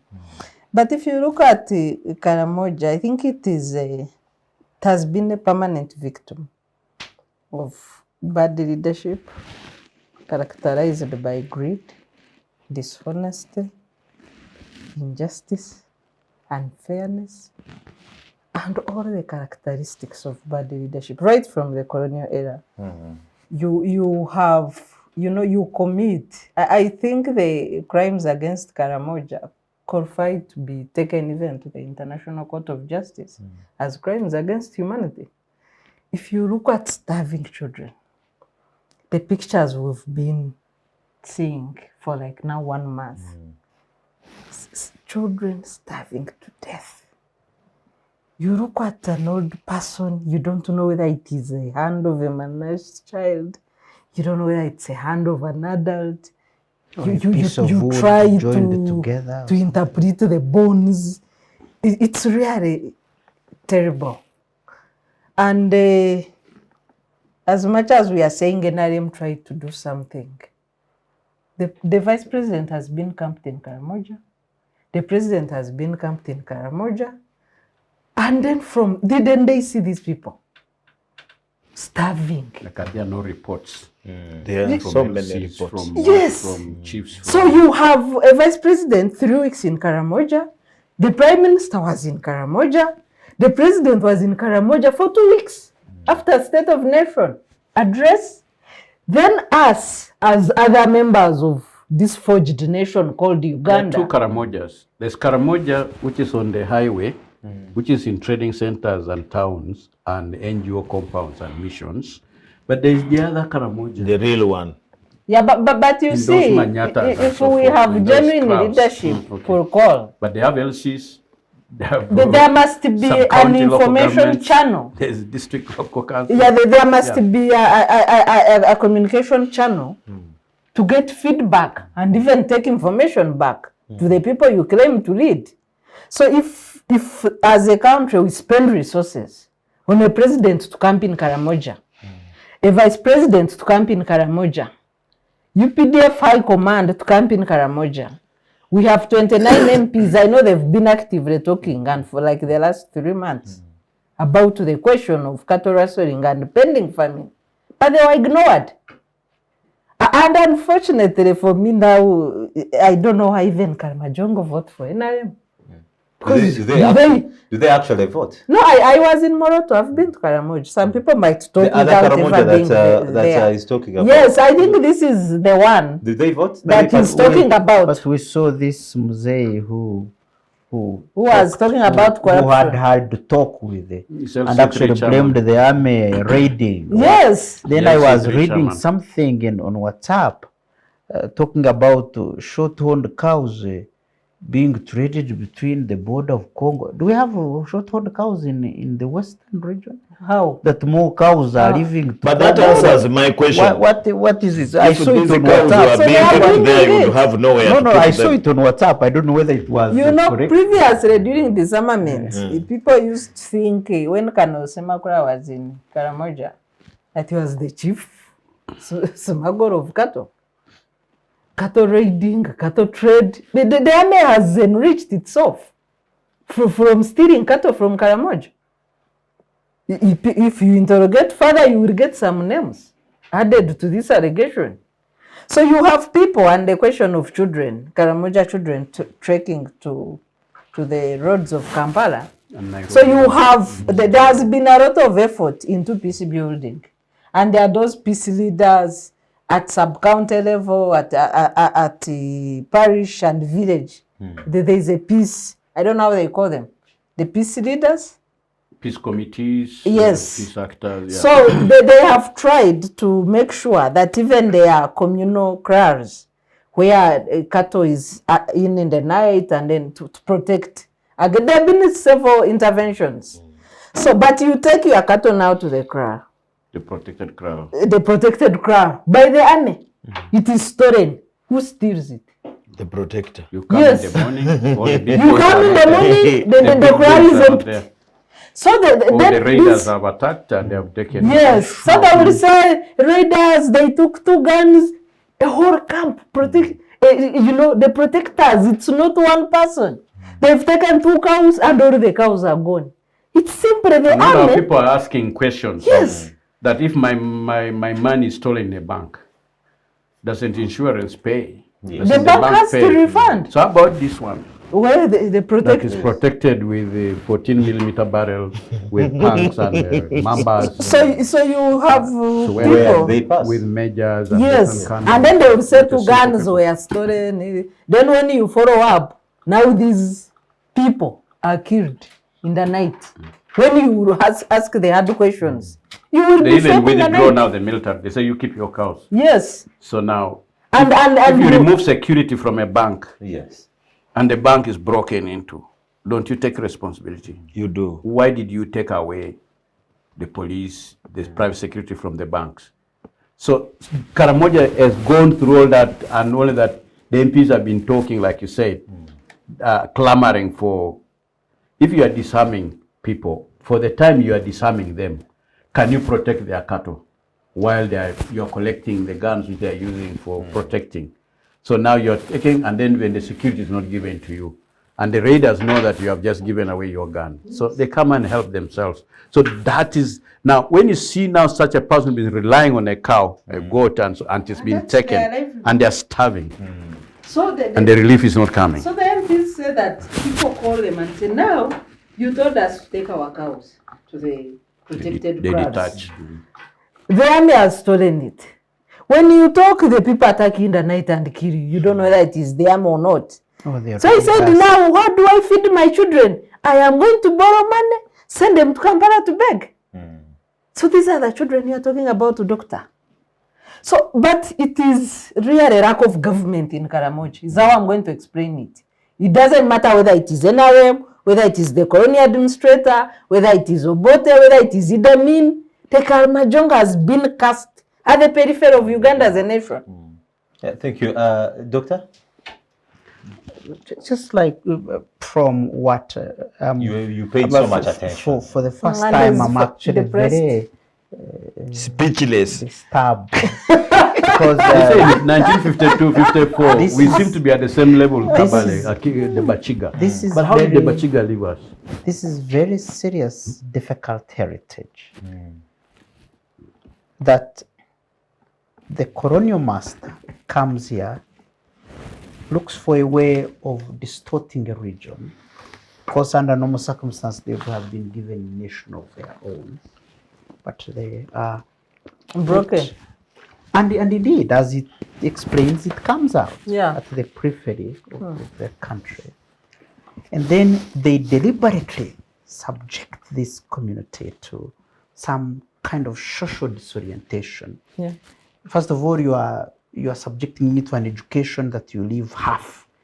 You are And you are taking me away imprisoned. from my You are not mother, allowed to move. my pre-capitalist or modes of production, very, and then you are teaching me how to now get excited. Then you leave me in the middle, meaning I am worse off than you found me. And then the issue of resources is coming in, and this is critical.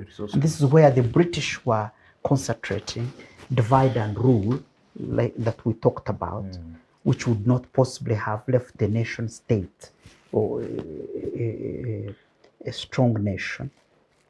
And then, unfortunately, and this is the mess I was talking about, that I blame on the nation's first son, you continue or you seem to appraise in some way or another the policies of colonial masters. And I am going to divert a bit. Was Milton Obote a member in any way of Pan-Africanism?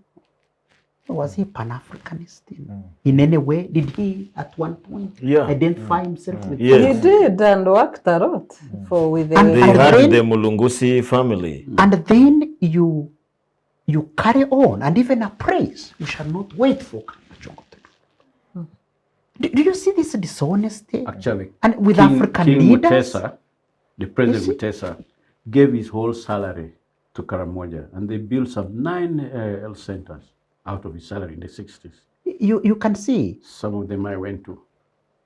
This is where even up But to who today, else has I given say the salary? African elitism is dangerous. We need compassion. I don't know where it will come from, but it will come from hope created by leaders in society. It can't possibly come if greed is at the center of everything, if protectionism is at the center of everything. What was Prime Minister Right Honorable Milton Obote trying to protect? Why did he continue with the policies of the colonial master? And then we see that this sincerely creates a foundation for what we see in Karamoja. Every government, every after a government, and you see South, where probably prosperity was going on, was in turmoil. So what would you expect up there? So every time we are in turmoil in the South, maybe the other side they are worse because there is no one to protect. Even now, when we're a little bit relatively peaceful, the same region has not received the kind of affirmative action that you would expect of a nation trying to rebuild itself, trying to build its identity. And you still hear from these comments that are being made and from what I've been reading that these policies of colonial masters have continued actually, but in a different way. Now then, the colonial master would go and take the cows away as a national policy. even And then they tell you, come for the money in the sub-county. you take the cows away. Now They they have determine been the price. they have been left some kind of protected orgak, protecting, steering them, and now you cannot know whether it's government doing it or whether it's government protecting. But from what the point blank that this Mzee who was talking to His Excellency talked about corruption, and he seemed very frank. Yes, they are stealing. Yes, the then it leaders are means stealing, the citizens who hold legitimate authority could be participating. I mean, we are in a corruption mood. Everyone is stealing from anywhere. Maybe they also now they are protecting they are also in some mood of corruption. Doctor, and the only way is to take away these people's. Doctor, I want us to go to where do we go from here as Uganda, How do we fix? and how do we fix the Karamoja question? So I want us to, all of us, just have your thoughts here, because our time is fast spent. In my view, and this is where we began, all these messes are the same, the ones we talked about in national building. And I want to concentrate on two things, which in my view, I find are modern evils that could even dismiss Karamoja further. One is the issue of integration. Integration is a very, very important undertaking in any progressive national building strategy or policy. And integration means that you are going to bring everyone at pace, either using an education or using a language of some kind, that you are deliberately bringing on board on everyone from either deliberately like we did for women, or deliberately on board using a national program that is an equalizer. That's point number one. And there can't be any other option. We must look at policies that will integrate deliberately, that even these children can be gathered from the streets, deliberately taken, just like the Uyghur, the world is saying it's a bad thing, like the Uyghur Muslims are being treated, take them to technical, skill them, and integrate them into the labor markets, and make sure that good schools are deliberately put in Karamoja, good teachers are sent there, so that we can bring them on board deliberately, the way the South Africans did with the blacks, and scores are being made, progress is being made. Yes, it may be messy, but there is progress. So that's number one. The other part, which is on the negative, and which makes this very hard, that I'm using the prescription, I'm making very hard to achieve, is corruption. Because what the Mzee was telling His Excellency could be the new evil now. Then government was deliberately taking away, but now it is being left to some kind of capitalist-minded elites in the army and legitimate authority to thieve from. And there is no way, like I told you earlier, you can protect one Mwezi to steal from one Ojambo, and you expect a nation to come out of that. It will not come out in any way. It will be very futile. Because there are these messages which go in the background of all this. It can be ignored, but we cannot, an elder of that kind cannot stand in front of the national cameras and talk to the president and say, your soldiers are the ones, they are corrupt, everyone is stealing our cows, and you ignore it. It's a serious matter. And it seems to be a disease of the whole nation. And corruption in national building and integration being core to national building is like putting salt in karo. In Bireete. It will just parts. It will just divide, or putting salt in milk. you will get immediate separation. Thank you. Corruption is very dangerous, and if we don't fight corruption to the core, and government takes the lead, and leaders take the lead in making sure an equal society comes out, in making sure that deliberately integration is conducted to the core. By the way, it wouldn't be, it is what we preach. This emptiness of Pan-Africanism, what is it? If you cannot protect a brother, regardless of how difficult they are, if you can't protect a brother, but then where is this thing? But you they think? were hardened I saw by the people in hardships. front of taking pictures. What is this Pan-Africanism about? Yeah, Yes, I know it can right be. there, just right there. I would want to bring on Sarah. No, And let's also give to allow- more time. Ideas. No, I want him to really. Let's to first wrap give up. Yeah, David to wrap more up very time. well. No, let him first have time. Because- Okay. Because there is more we need to understand I've about told Karamoja. you that in Karamoja, when we look back, you see how far we have come. For you, you think it's very worse. I mean, to be forced in the 70s to put on clothes by brute force, Idi Amin, and people killed who tried to resist instead of educating them and so forth, and then buried in what are those collective graves? Mass graves in different places, or caned, and the whole resistance is pushed down. Okay, and even when there were no clothes in the shop for you to buy, so it was worse.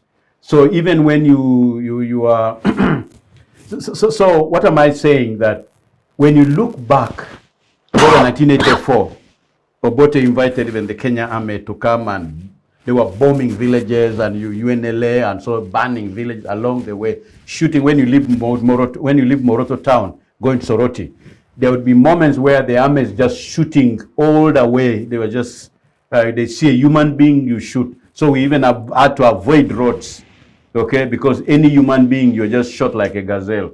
It was that bad. And the people's militia, which were tribalized and so forth.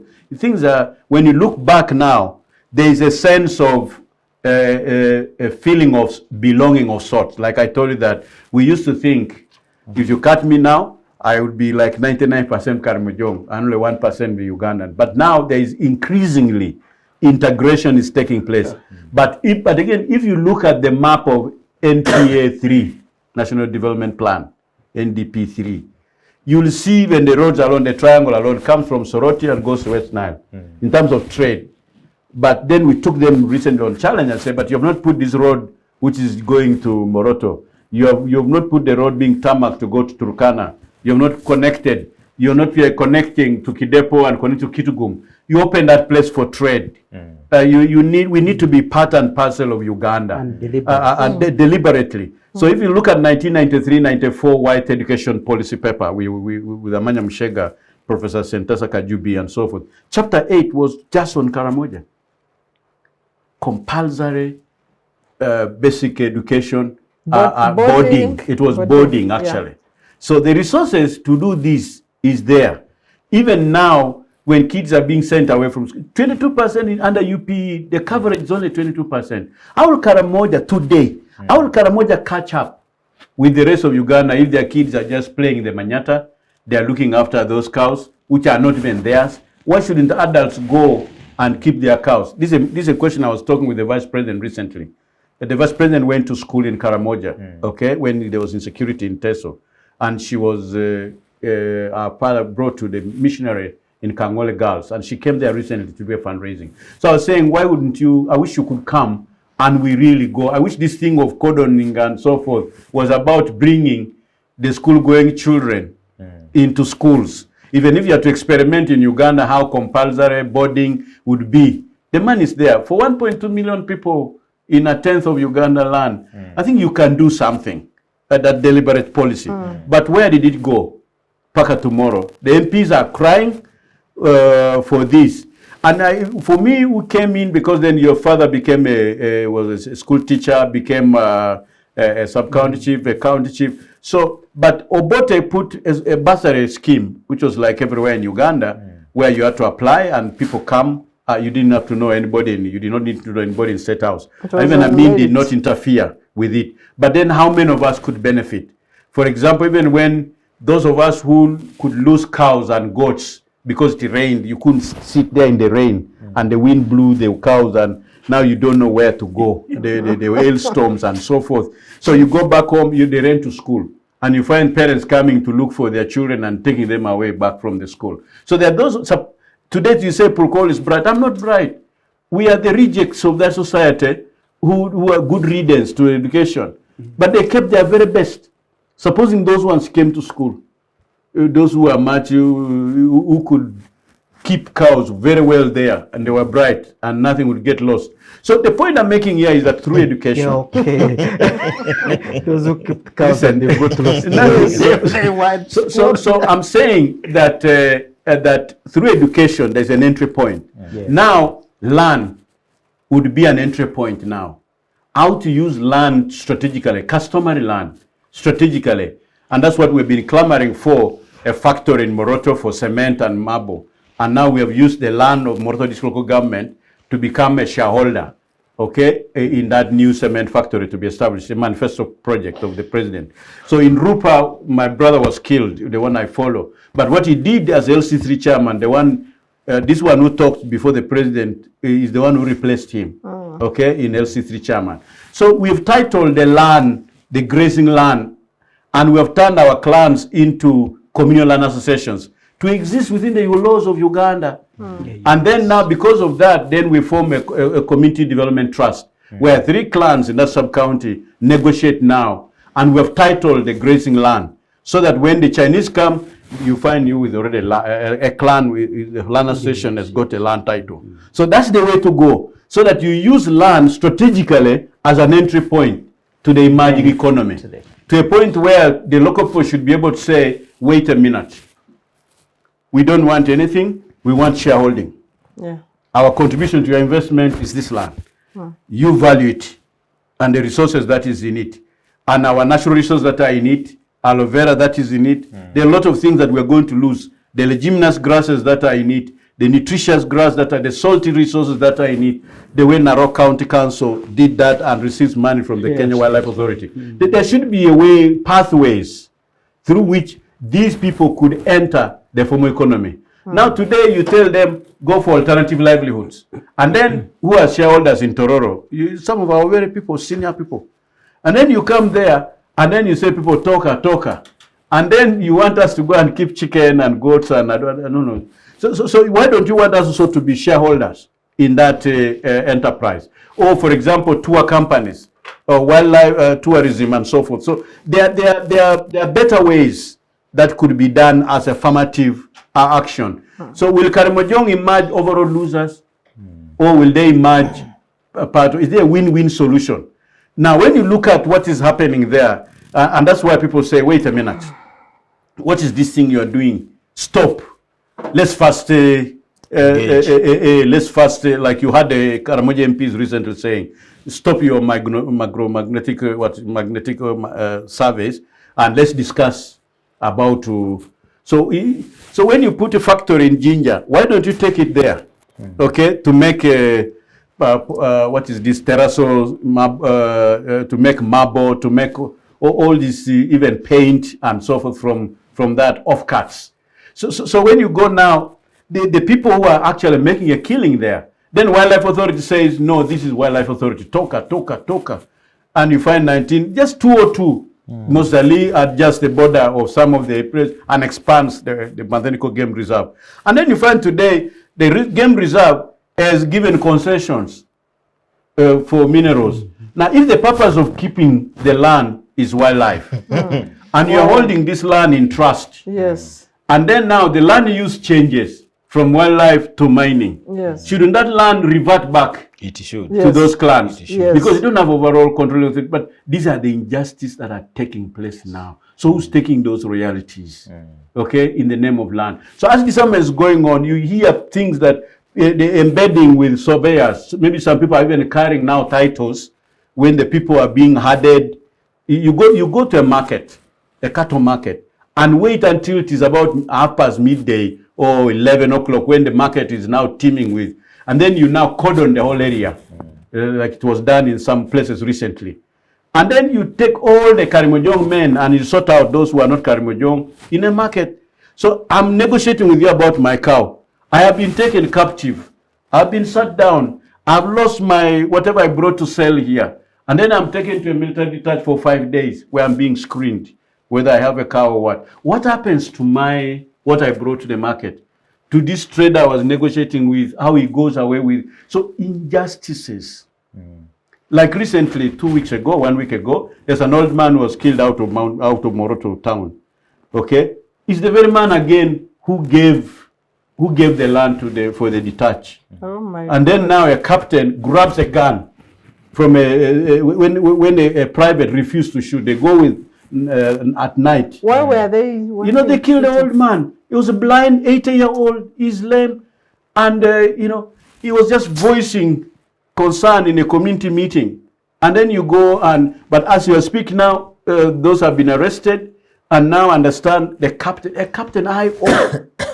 And they're always quick to say, the military acted on self-defense.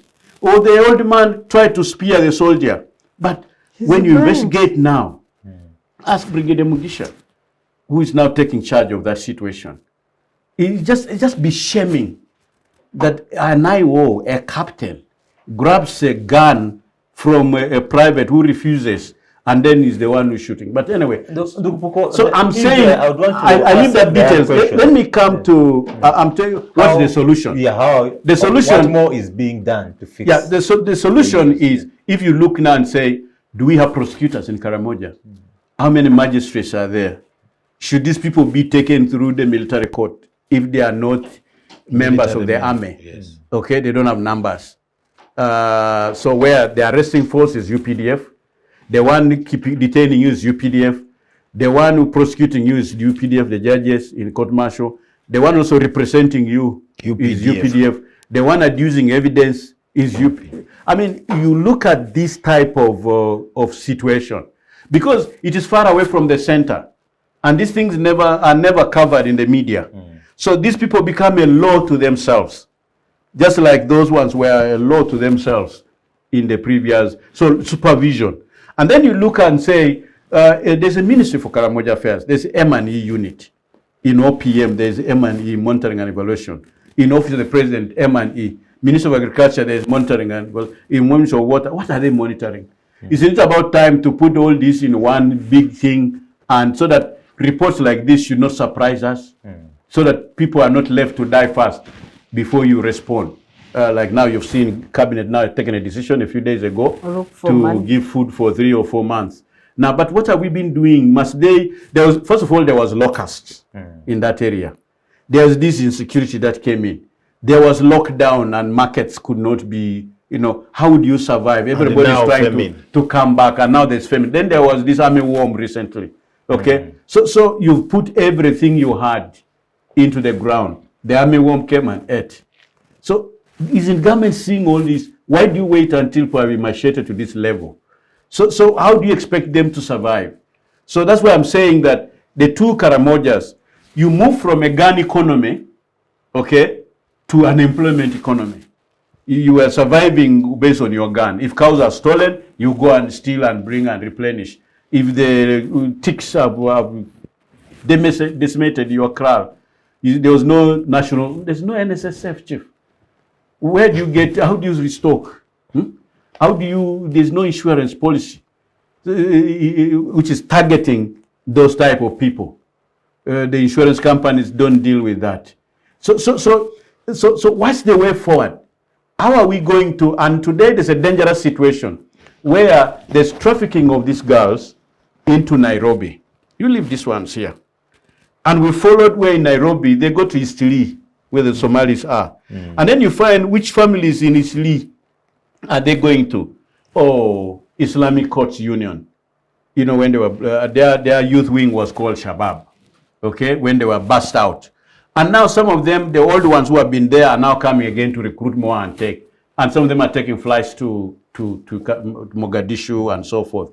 Because the Somalis don't want to, they're pretending like they're Kenyan Somalis. So they prefer Ugandan housemaids, okay?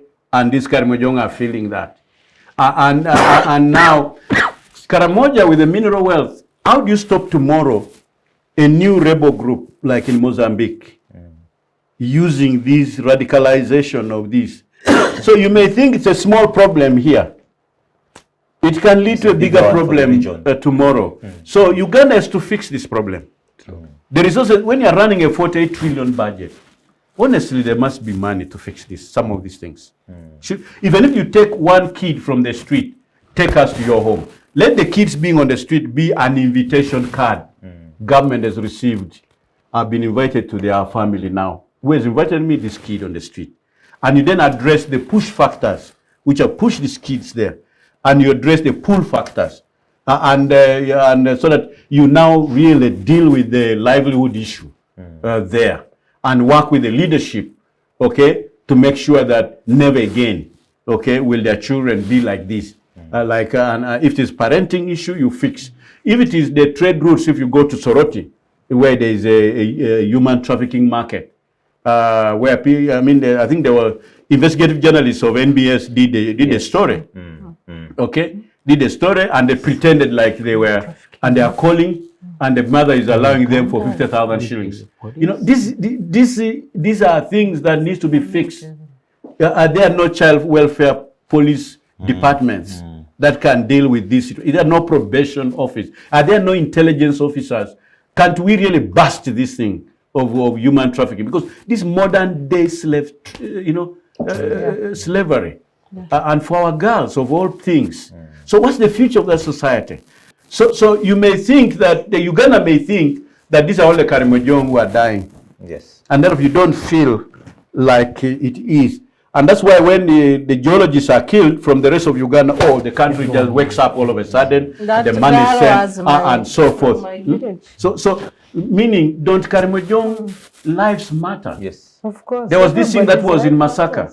Don't Karamojong lives matter? How it was fixed. So how come this one is not being fixed? So talk about nation building. Yeah.